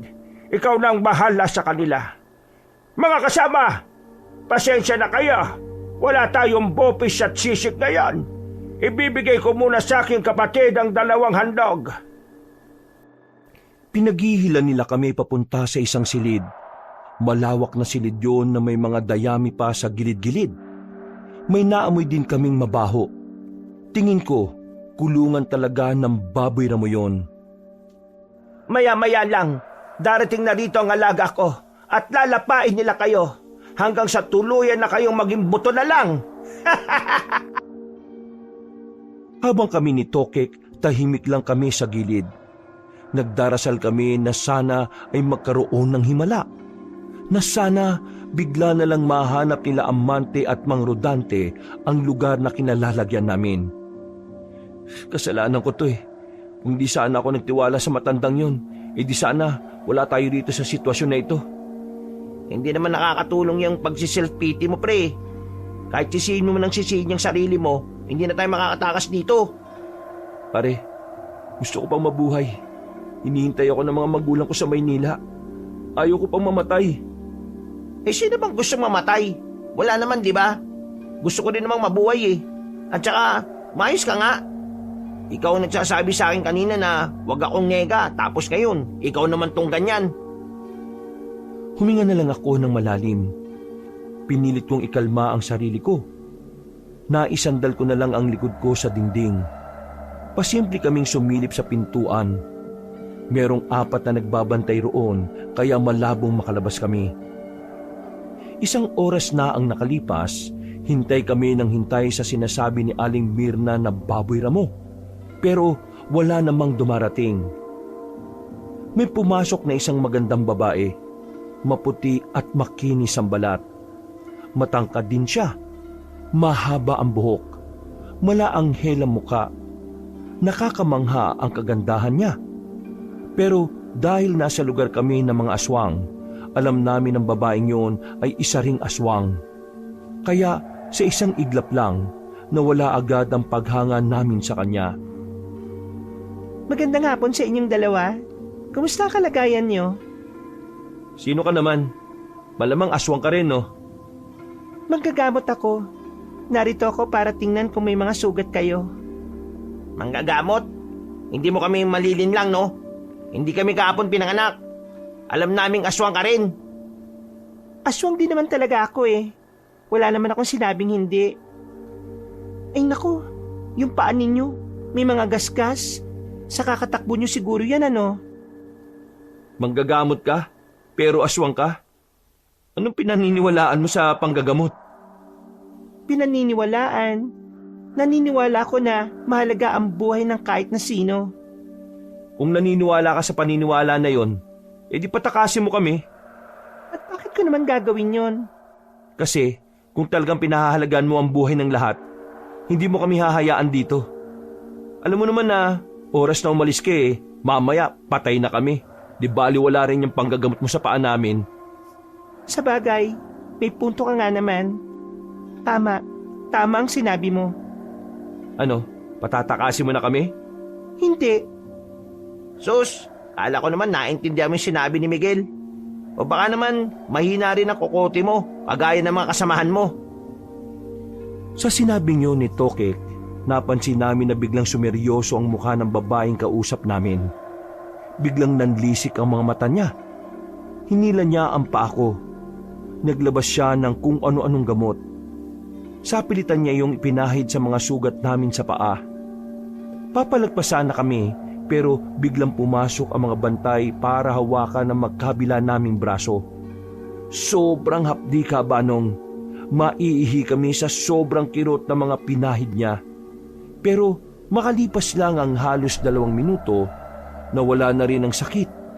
Pati ang pagkirot ng sugat namin ay nawala na rin. Aba, bakit mo ito ginagawa? Bakit mo kami ginagamot ha? Gusto niyo talagang malaman kung bakit? Kaya nga nagtatanong, di ba? Kaya ko kayo ginagamot kasi ayaw ko nang may sariwang sugat ng mga pagkain ko. Maya-maya lang, matutuyo na kagad ang sugat nyo. At yun na ang hudyat na pwede na ako magapunan. Ano? Kakainin mo rin kami? Siyempre naman. Ano ba dapat? Walang yaka rin naman pala eh. Bakit? Tingin nyo tutulungan ko kayong makaalis kaya ko kayo ginagamot? Managinip kayo ng gising. Tumawa lang ng tumawa ang babae. Nababanas na kami ni Tokek ng mga sandaling yon. Sa isip-isip namin, babanatan na namin siya dahil hindi naman kami nakagapos. Ang kaso nga lang, nakatingin sa amin ang mga bantay na nasa labas. Kaya kahit gustuhin namin birahin yung babae, hindi rin kami makagalaw. Kinuha ng babae ang upuang kahoy. Umupo siya roon at pumwesto sa gilid. Binantayan niya kami ng halos 2 oras. Mga bandang 5:00, tumayo na siya. Nagulat na lang kaming dalawa ni Tokek nang unti-unti na niyang inalis ang mga suot niya. Ha? Anong ginagawa mo? Bakit? Ayaw niyo ba? Ayaw niyo bang makakita ng magandang katawan? Tumigil ka. Hindi mo kami maaakit, no? Bakit? Tingin niyo ginagawa ko ito kasi gusto ko kayong akitin? Mga ibang na pala kayo eh. Inaalis ko lang ang mga damit ko para mas madali ako makapagpalit ng anyo at hindi masira ang mga damit ko. Napasiksik na lang kami ni Tokek sa may gilid. Takot na takot at kinikilabutan. Ang babaeng maganda na nasa harapan kasi namin ay bigla na lang naging malaking baboy ramo. Saka lang namin napagtanto na siya pala ang baboy ramo na sinasabi ni Aling Mirna. Nako, naalinti ka na! Kalma pre, akong bahala. May nakita akong bote ng soft drinks, ilang di pa lang ang layo sa akin. Hinila ko si Tokek para sumiksik doon. Pasimple ko namang kinuha ang bote. Nang akmang lalapit na sa amin ang baboy ramo, pinalo ko yon ng bote. Nabasag ang bote ng tamaan yon sa ulo. Dahil sa ginawa ko, bumalik sa dating anyo ang magandang babae. Naging anyong tao siya. Hindi na ako nagsayang ng oras. Lumapit ako sa babae. Sinakal ko siya gamit ang mga bisig ko. Tinuto ko naman ang basag na bote sa ulo ng bihag ko. Sige, subukan niyo lumapit. ibabaon ko tong bote sa ulo ng babaeng ito. Walang nagawa ang mga nagbabantay. Hindi sila makalapit sa amin. Si Tokek naman ay nasa likuran ko lang. Ano? Hindi nyo kami pararaanin? Tatagas ang dugo nito sa ulo nito, sige! Pinadaan kami ng mga bantay.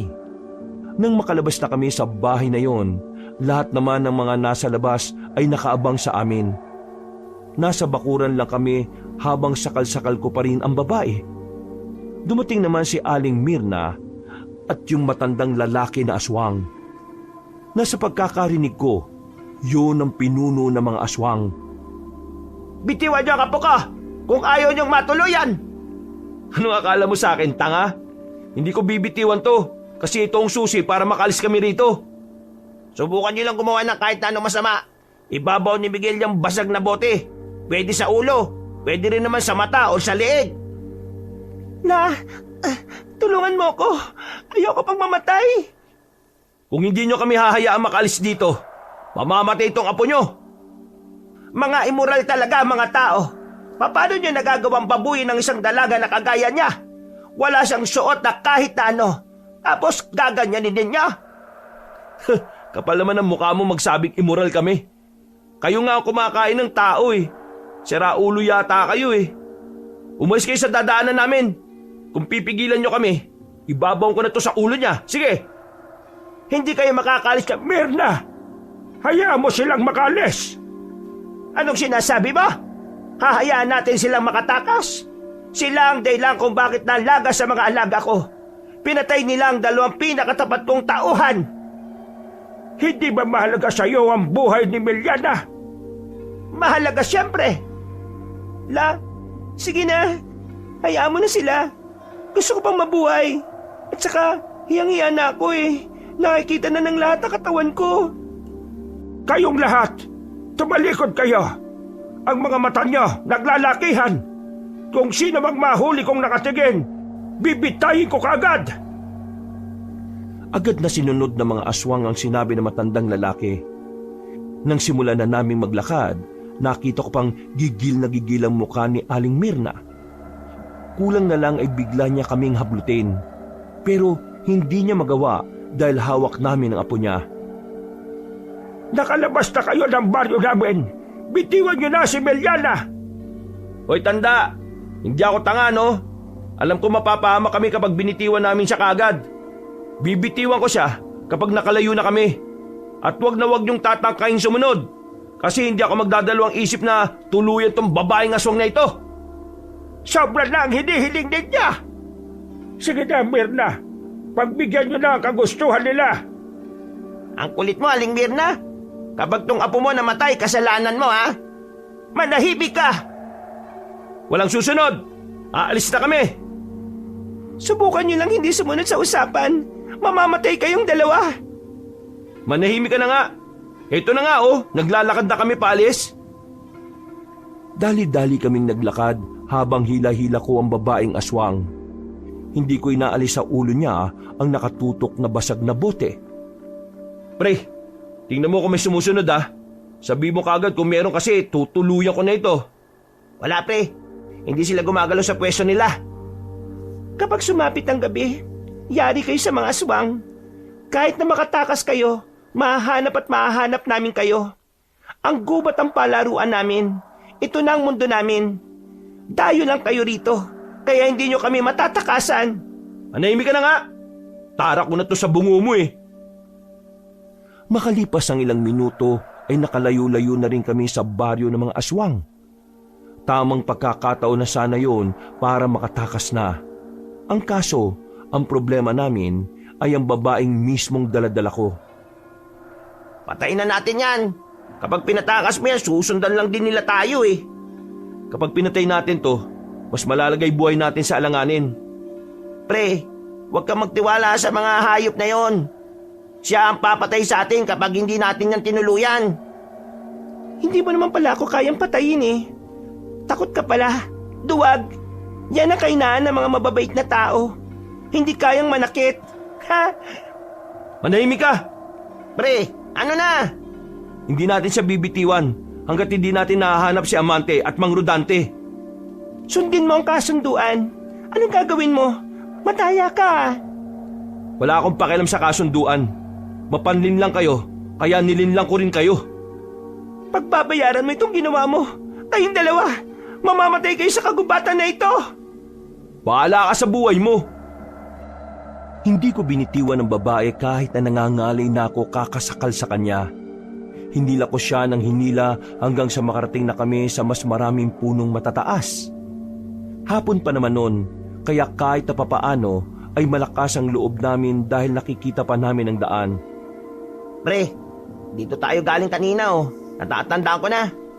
Oo, sa ilog tayo pumunta. Sa ilog? Sa tubig? O bakit? Takot ba kayo sa tubig? Huwag doon. Wala kang magagawa kapag doon ang gusto namin. Hindi ako pwede doon eh. Alam namin. Kaya nga doon ka namin dadalin eh. Para sakaling dumating yung mga kasama mo, wala rin sila magagawa.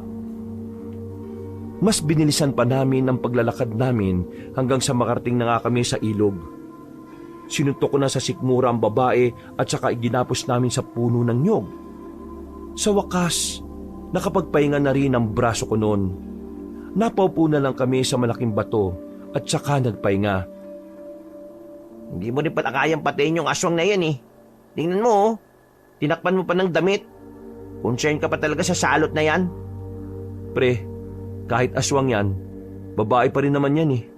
At oo, hindi ko talaga kayang pumatay ng aswang na ganyan. Parang tao eh. Si Raulo, yung sinasabi mong parang tao, ang papatay sa atin kapag nakatakas yan dyan. Akin na nga yung basag na bote. Ako nang dededo dyan. Wag. Ang mahalaga ngayon, tatakas na tayo.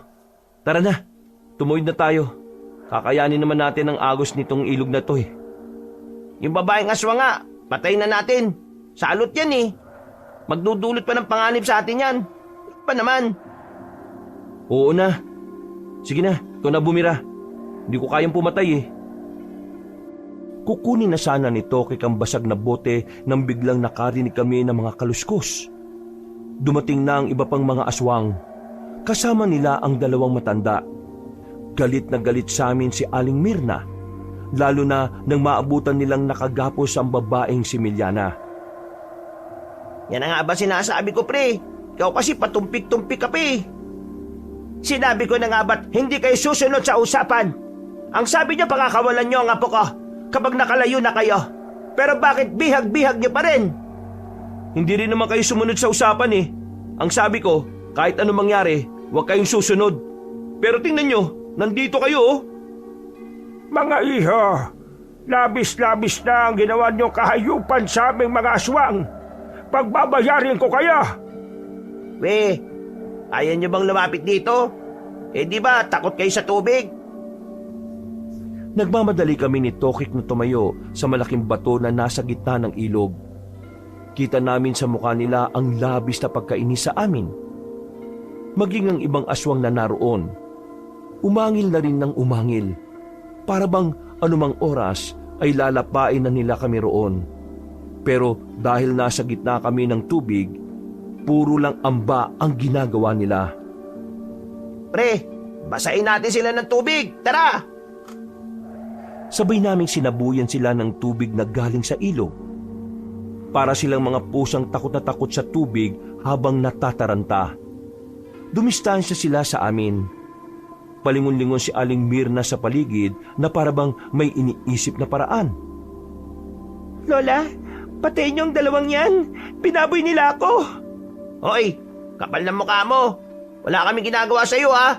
Maganda ka lang pero kadiri ka kasi aswang ka. Binaboy ang putik. Wala kaming kahit 1% interes sa'yo, no? Mga kasama, palibutan niyo ang buong ilog.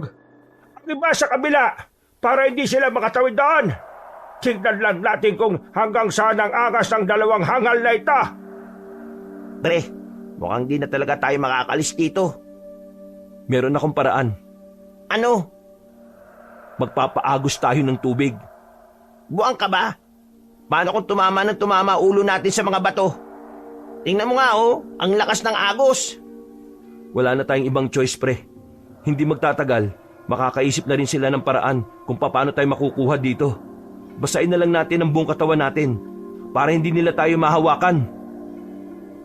Nang basain namin ng buong katawan namin, ay nakita naming parang mas lalong nanggalaiti si Aling Mirna. Nagtataka talaga kami kung anong meron sa tubig at bakit hindi nila magawang makalapit sa amin. Samantala, nakita ko naman sila sa baryo nila na tubig ang pinapaligo sa mga batang aswang. Kung ano man ang dahilan ng mga sandaling yon, ay nakakampante kami na hindi sila makakalapit sa amin. Pero nang makita namin na kumuha sila ng maraming kawayan, doon na kami kinutuban ng masama. Balak nilang gumawa ng tulay para makalapit kami at ang iba naman gumagawa na rin ng mga panungkit. Hindi namin kayo patatakasin. Hindi kayo makakalabas ng gubat ng buhay. Dito na kayo mamamatay. Magbabayad kayo sa mga ginawa niyo sa apo namin. Pre, ano na gagawin natin? Gumawa na sila ng paraan. Wala na tayong choice. Magpaagos na tayo. Pre, mamamatay din tayo dyan eh. Kaysa naman malapa tayo ng aswang. Mas maganda nang mamatay dito sa tubig kaysa sa mga kamay nila.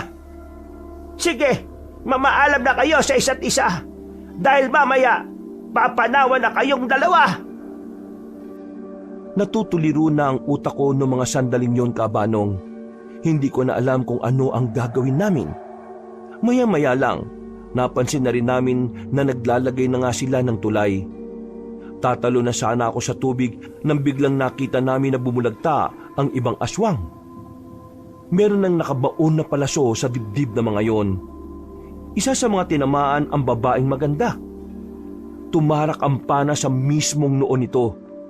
Habang si Aling Mirna at ang kapatid nitong matabang lalaki ay mabilis silang gumapang para makapagtago. Nabuhayan kami ng loob na makita namin si Amante at si Mang Rodante. Napasuntok kami sa hangin ni Tokek. Ayos! Saktong dating nilang dalawa! Nagpulasa na para mga pusang natataranta ang mga aswang. Wala silang nagawa. Nagtago lang sila sa kung saan-saan. Partida, si Amante at Mang Rodante lang ang dumating para iligtas kami. Miguel, Tokek, tumuwid kayo rito. Saluhin niyo itong lubid oh. Nagagi sila ng makapal na lubid. Ginamit namin yon para makatawid kami ng hindi tinatangay ng agos. Ligtas kaming nakalagpas ng ilog. Nakahinga na rin kami ng maluwag. Mga walang iya kayo! Pagbabayaran niyo ang ginawa niyo kita!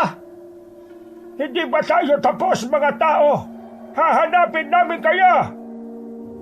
Hindi sila makakatuwid pansamantala, pero kailangan na nating umalis. Nagmamadali kaming maglakad noon, habang ang mga aswang naman ay sigaw lang ng sigaw at angil ng angil. Galit na galit sila sa amin.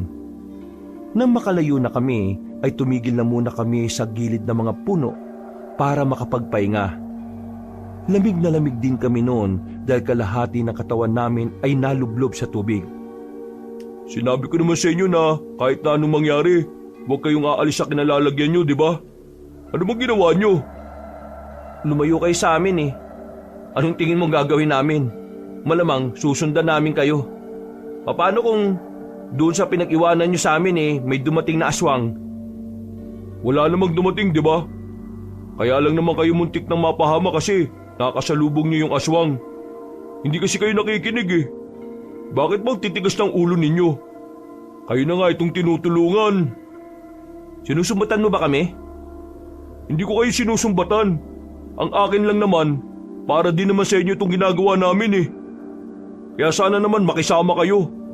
Kung tutusin lang, wala naman kami mapapala ni Mang Rodante dito eh. Mas uunahin pa namin dapat yung mga aswang kaysa sa pagtakas nyo. Pero pinag-aaksayahan namin kayo ng oras. O di nanunumbat ka nga. Sana hindi mo na lang ginawa kung isusumbat mo rin. Ginawa ko to kasi mahalaga kayong dalawa sa akin. Oo, nanunumbat na ako. Yun ang gusto mong isipin, di ba? Mas maganda nga siguro sumbatan ka para mas malaman nyo kung ano yung pinaghihirapan naming matulungan lang kayo. Bakit ba sumasama loob mo, Miguel? Ano bang masama sa sinabi ko na Sumunod lang kayo sa sinasabi ko para makaligtas kayo. May masama ba ron? Tama na yan. Magkakaibigan kayo, hindi ba? Hindi kayo dapat nagkakagulo. Dapat nagkakasundo kayo. Paano magkakasundo? Minamasama pa niya yung ginagawa ko sa kanya. Kahit kailan talaga ganyan pa rin ang ugali eh. Walang pinagbago. Ganyan na ganyan yan nung nag-aaral pa lang kami. Hoy, hindi ko na gusto yung sinasabi mo ah. Tama na nga. Pareho naman kayo may mali eh. Dinadaan nyo pa pareho sa init ng ulo nyo. Wala namang mangyayari kung mag-aaway kayong dalawa. Hindi kayong dapat na magkalaban dito mga pre. Ang tunay na kalaban natin, yung mga aswang. Doon kayo magalit.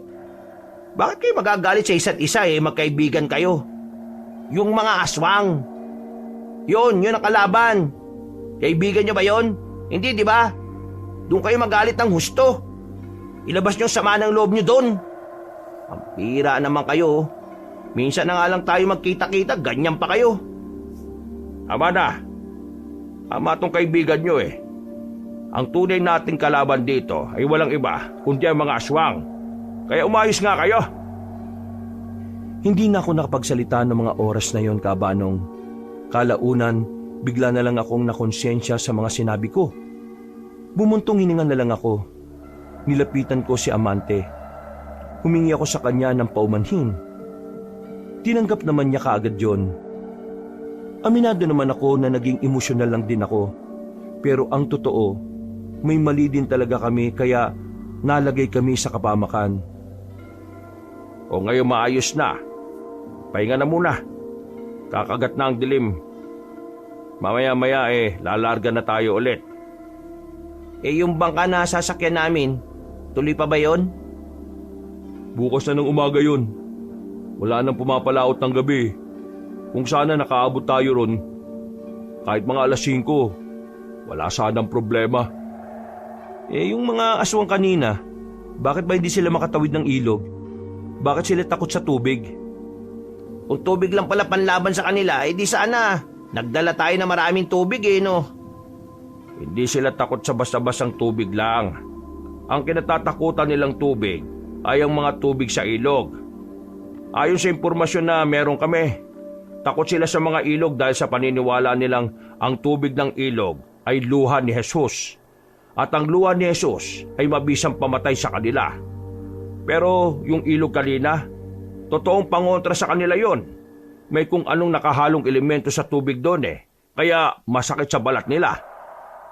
Pero wag tayo maging kampante ah. Masusundan nila tayo kung magtatagal pa tayo rito. Ayos na ba kayo? Pwede na ba kayong umalis? Nagpatuloy na rin kami sa paglalakad.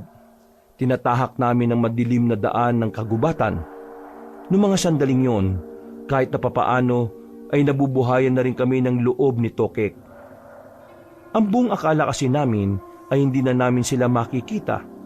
Buti na lang talaga, nagkataon na sa ilog din ang direksyon nila Amante kaya nila kami nakita. Mahigit 1 oras na kaming naglalakad. Iniisip ko noon na magiging ligtas na kami dahil palabas na kami ng kagubatan. Pero sa hindi namin alam, may mga aswang na palang nakaabang sa kalsada. Kumusta kaya yung mga kasamaan natin? Uy! Bigla na lang hinila ang paa ni Tokek. Meron palang aswang na nakaabang sa ibaba ng halamanan. Agad namang lumapit si Mang Rodante doon at tinaga ang kamay ng aswang. Dahil doon, naging alerto na kami. Binigyan na nila kami ng tigisang itak para makalaban. Ihandaan niyo mga sarili niyo ah. Teka, paano ba nila tayo nasundan kung hindi naman sila nakakatawid sa ilog? Siguro, umikot lang sila sa kabila. Mabilis naman ang mga aswang na yan May kakayahan silang makatakbo ng mabilis. Kaya hindi na rin nakakapagtaka. Nasundan din siguro nila tayo dahil sa mga sugat nyo sa paa. Wala na tayong magagawa. Palag-palag na talaga to. Huminga ako ng malalim sa pagbabakasakaling mababawasan ng kaba ko kapag ginawa ko yon. Pero wala namang nangyari. Walang nagbago. Malakas pa rin ang kabog ng dibdib ko kahit na anong gawin ko. Inisip ko na lang na kailangan naming makaalis doon. Nang lumabas na ang mga aswang, kasama na nila yung babaeng apo ni Aling Mirna, na sa pagkakaalala ko, Milyana ang pangalan. Siya ang nagpapasunod sa mga aswang na kaharap namin. Ayan na! Naunang lumapit si Amante at si Mang Rodante.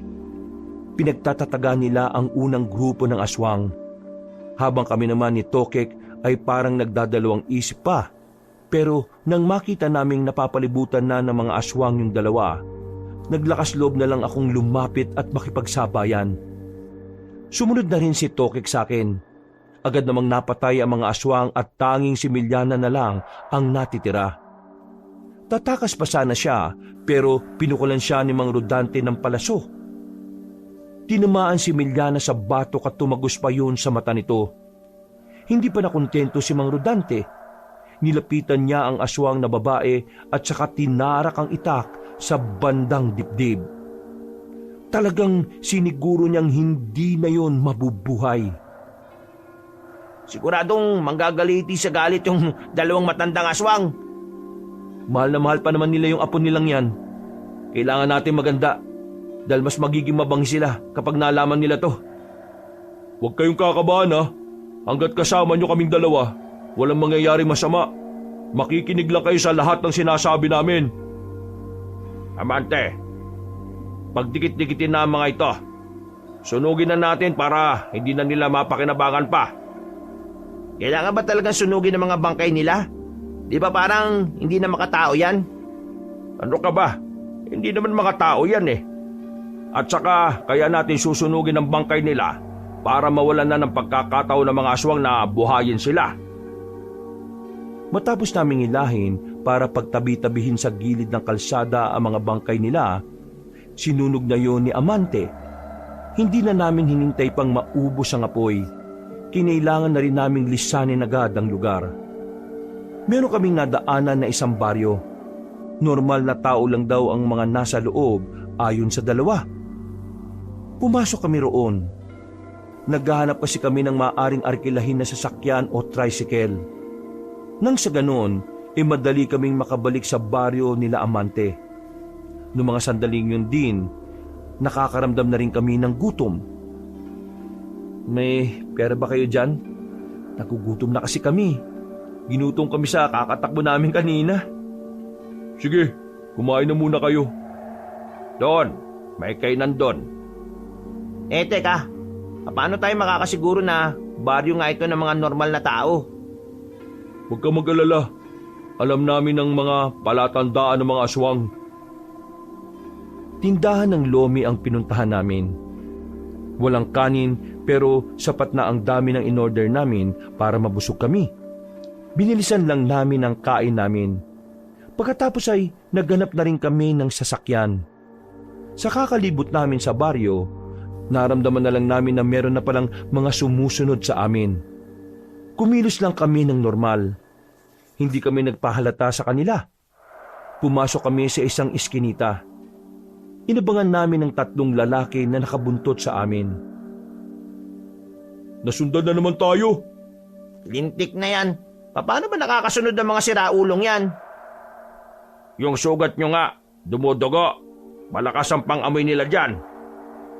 Pahamak pala yung mga sugat natin, Tokek eh. Ayun na sila! Nanahimik na kami at saka nagtago sa dilim. Nang makalapit na sa amin ng 3 aswang, mabilis yung tinaga ni Amante at Mang Rodante.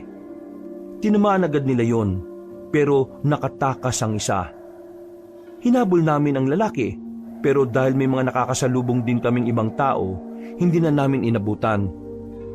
Akala namin matagal pa bago makabalik ang mga aswang, pero ang hindi namin alam, nasa bungad lang pala ang mga yon. Parang alam na talaga nila na sa baryong yun kami pupunta. Marami sila. Teka, kakayanin ba natin ang mga yan? 4 lang tayo oh. Kung ayaw pa ninyong mamatay, magtago na lang kayo dyan. Kami na lang ni Amante ang bahala rito. Hindi, sasama ako. Ha? Sigurado ka ba, pre? Sawaan na ako sa pagtatago eh. Siguro, oras naman para lumaban din ako. Ikaw, hindi ka ba lalaban? Eh kung lalaban ka, lalaban na rin ako. Kung ganun, edi sabayan nyo kami. Anong gagawin natin? Tutal, marami sila kaysa sa atin. Hindi natin sila lalabanan ng harapan. Unti-untiin lang natin sila. Lumipat lang kami ng pwesto. Hinintay lang namin na magsipasukan ng mga aswang sa baryo. Hindi nagtagal, natanaw na rin namin sila. Kasama nila ang dalawang matanda, si Aling Mirna at ang kapatid nitong si Mang Oyo. Tila alam ng mga tao kung ano sila. Dali-daling nagtakbuhan ng mga tao sa kanya-kanyang pasok sa kabahayan. Biglang nawala ng tao sa labas. Parang naging ghost town. Kahit na saan kayo magtago, mahanap at mahanap namin kayo.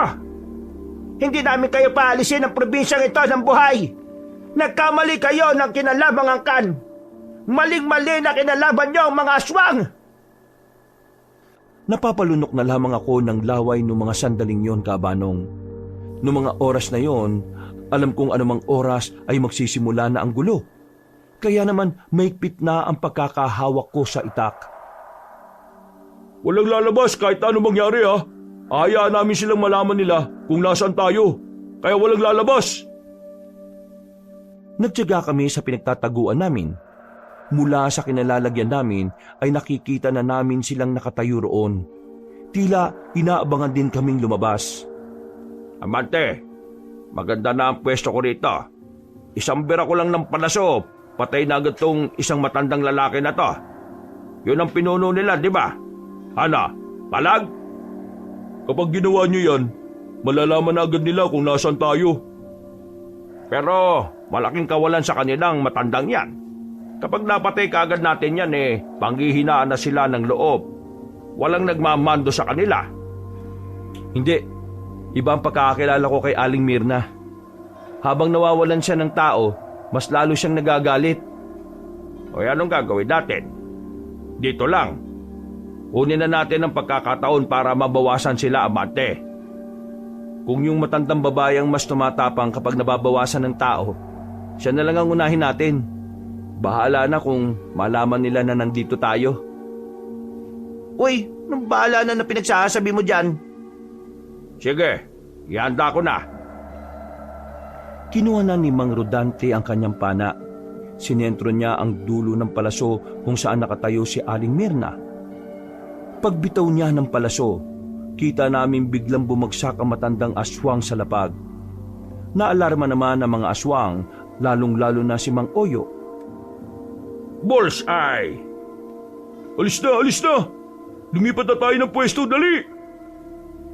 Pero paglabas pa lang namin sa pinagtataguan namin, pinalibutan na kami ng mga aswang. Galit na galit si Mang Oyo. Nag-iba na rin ang kanyang anyo. Una, si Bilyana. Pangalawa, si Mirna. Mga lapastangan kayong tao. Walang kapatawaran ang ginawa ninyo. Pre, anong gagawin? Dami nito oh. Kalma, lahat tayo makakarating sa langit. Ba't siraulo ka ba? Pinagpapawisan na ako ng malamig ng mga sandaling yon. Pati ang palad ko ay basang-basa na rin ng pawis. Ramdam ko na pati si Amante at Mang Rodante ay kinakabahan na rin. Parang alam na rin nilang hindi kami uubra sa ganong karaming mga aswang. Ito na ang katapusan niyang mga hangal kayo. Mga bata, losob, patayin niyo ang mga yan! Dudumugin na sana kami ng mga aswang, pero biglang nagbukas sa mga bintana ng mga kabahayan. Napadapa na lang kaming apat nang marinig namin ang magkakasunod na putok ng baril. Pinagbababaril ng mga residente ang mga aswang. At dahil sa ginawa niya, marami agad ang nalagas bilang mga kalaban namin. Dito na namin nalaman na ang baryong napuntahan pala namin ay tumutugis din pala ng mga aswang. Kaya naman naging bentahe namin ang sandaling yon. Nakita naming nagtago si Mang Oyo sa kung saan. Sige na, ako nang bahala sa matandang yon. Tulungan niyo ang mga residente rito. Mag-iingat ka, Mang Rodante ha. Humiwalay na sa amin si Mang Rodante, habang kami naman hinahabol namin ng ibang aswang na nagtago sa madidilim na parte. Wala silang magawa sa dami ng residente na pinapaputukan sila. Kung tutuusin, wala na nga dapat kaming gagawin noon, pero mas pinili naming sabayan si Amante. Sa isang kanto, nakasalubong namin ang ibang aswang. Tinutulungan namin si Amante na kalabanin ng mga yon. Matagumpay naman namin silang natalo. Naging kampante ako noon kasi nakita kong talagang patay na ang mga kalaban namin. Pero laking gulat ko nang biglang lumabas si Mang Oyo sa gilid. Hinablot niya ako. Kinalmot niya ako ng maraming beses. Naisalag ko ang braso ko kaya yun ang nadali sa akin. Akmang tutuluyan na ako ni Mang Oyo pero nakatakbo ng mabilis si Amante para tulungan ako. Tinaga niya si Mang Oyo. Tinamaan yun sa braso kaya agad yung napadistansya. Laylay ang kanang braso niya na naging dahilan para bumagal siya sa kanyang pagkilos. Natakasan mo man si Mang Rodante, pero hindi ka makakataka sa akin. Kung makapagsalita ka, akala mo naman ay magagawa mo kong talunin. Hindi mo ko kakayanin, bata. Masyado ka pang bata, iho. Nagkakamali ka yata ng husga sa akin ah. Yung matandang kalaban mo, mas magaling pa ako roon. May kung anong dinukot si Amante na patalim sa tagiliran nito. Walang ano-ano, pinukol niya yon sa direksyon ni Mang Oyo. Tinamaan ng matandang lalaki sa dibdib. Hindi pa nakontento si Amante, dali-dali siyang tumakbo at saka tinaga ng maraming beses ang matandang aswang at ang panghuli niyang ginawa, itinarak ni Amante ang hawak niyang itak.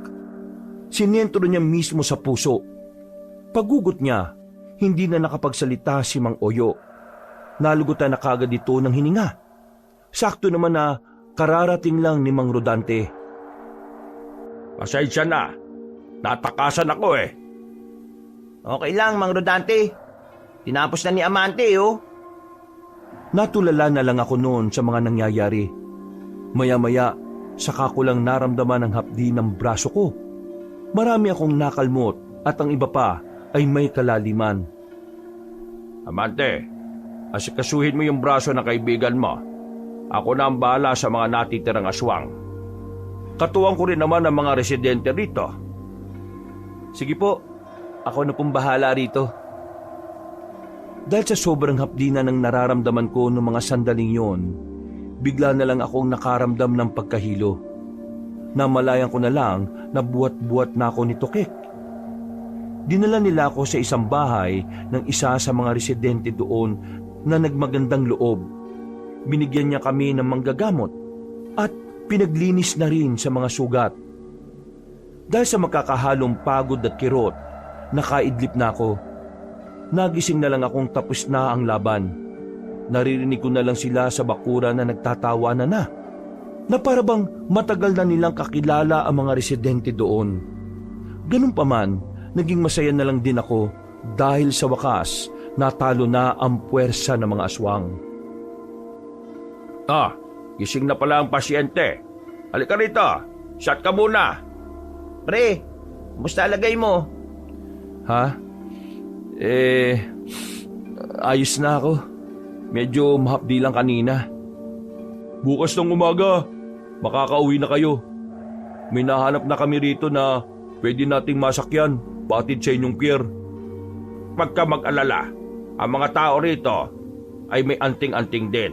Kaya kaisa natin sila. Maraming salamat po. Lalong-lalo na sa inyo, Mang Amante at Mang Rodante.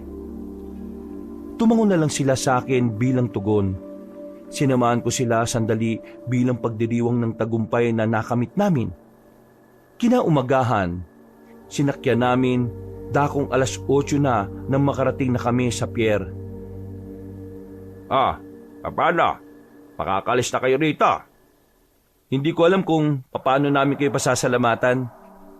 Makakabawi rin kami sa inyo balang araw, lalo na sa iyo, Amante. Hindi na kailangan. Basta ang mahalaga naman sa akin, ligtas kayong nakakauwi buong pamilya ninyo. paano pala yung mga kasama namin? Kami na ang bahalang maghanap sa kanila. Sa ngayon, kailangan ninyong masigurong ligtas na kayo. Tatawagin namin kayo kaagad kapag may nagkalat na kaming impormasyon. Sige, sana nasa ligtas lang siyang kalagayan. Sige na, umakit na kayo. Miguel, Tukik, magkita tayo sa Maynila ah. May ayusin lang ako rito. Susunod ako dun sa inyo. Yun, ayos!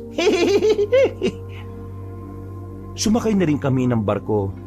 Kumuhay na lang kami sa kanila bilang pamamaalam. Nakauwi naman kami ng ligtas sa Maynila. Ang mga kasama namin ay nakabalik din ng ayos. Yun nga lang, yung kasamahan naming babae ay naputulan pala talaga ng kamay. Ang kwento nila sa amin dahil yon sa umataking baboy ramo sa kanila. Ligtas naman na siya at kahit na ganoon ang nangyari, wala namang nagsisihan. Tinanggap na lang namin na yun ay pangit na parte ng buhay hiker namin. Makalipas ang 1 linggo, nakita namin si Amante sa Maynila. Muli, nagsimula ang pagkakaibigan namin. Sa Maynila na rin nanirahan si Amante. Mula noon, naging buo na rin ang pagkakaibigan namin at namuhay kami ng masaya at mapayapa at nangakong kahit na kailan, hindi na maghihiwa-hiwalay pa. Mga kabangers, mga kayanggaw, kabanong puli. Naku, maraming salamat po sa pakikinig dito sa bagong kwento natin ha. Kung medyo nabitin kayo, sana po'y bisitahin nyo rin yung isang channel po natin, yung Pamela Clamil. Mga magagandang kwento rin po ang ihatid natin doon. Narrator po ako doon as Lolo Pael at madalas as Kabanong. At sana po wag nyo kalimutan din pong pindutin yung subscribe button ha, kasi kokonti lang po yung nagsusubscribe pa doon eh. Then syempre, wag nyo kalimutan mag-like at mag-comment. I-comment nyo po kung saan lugar kayo ha, para nababati ko po yung mga kalugar ninyo. Tatanungin kong malaking utang na loob at malaking suporta po pag ginawa nyo po yon. Hanggang sa susunod na kwento. Wakas!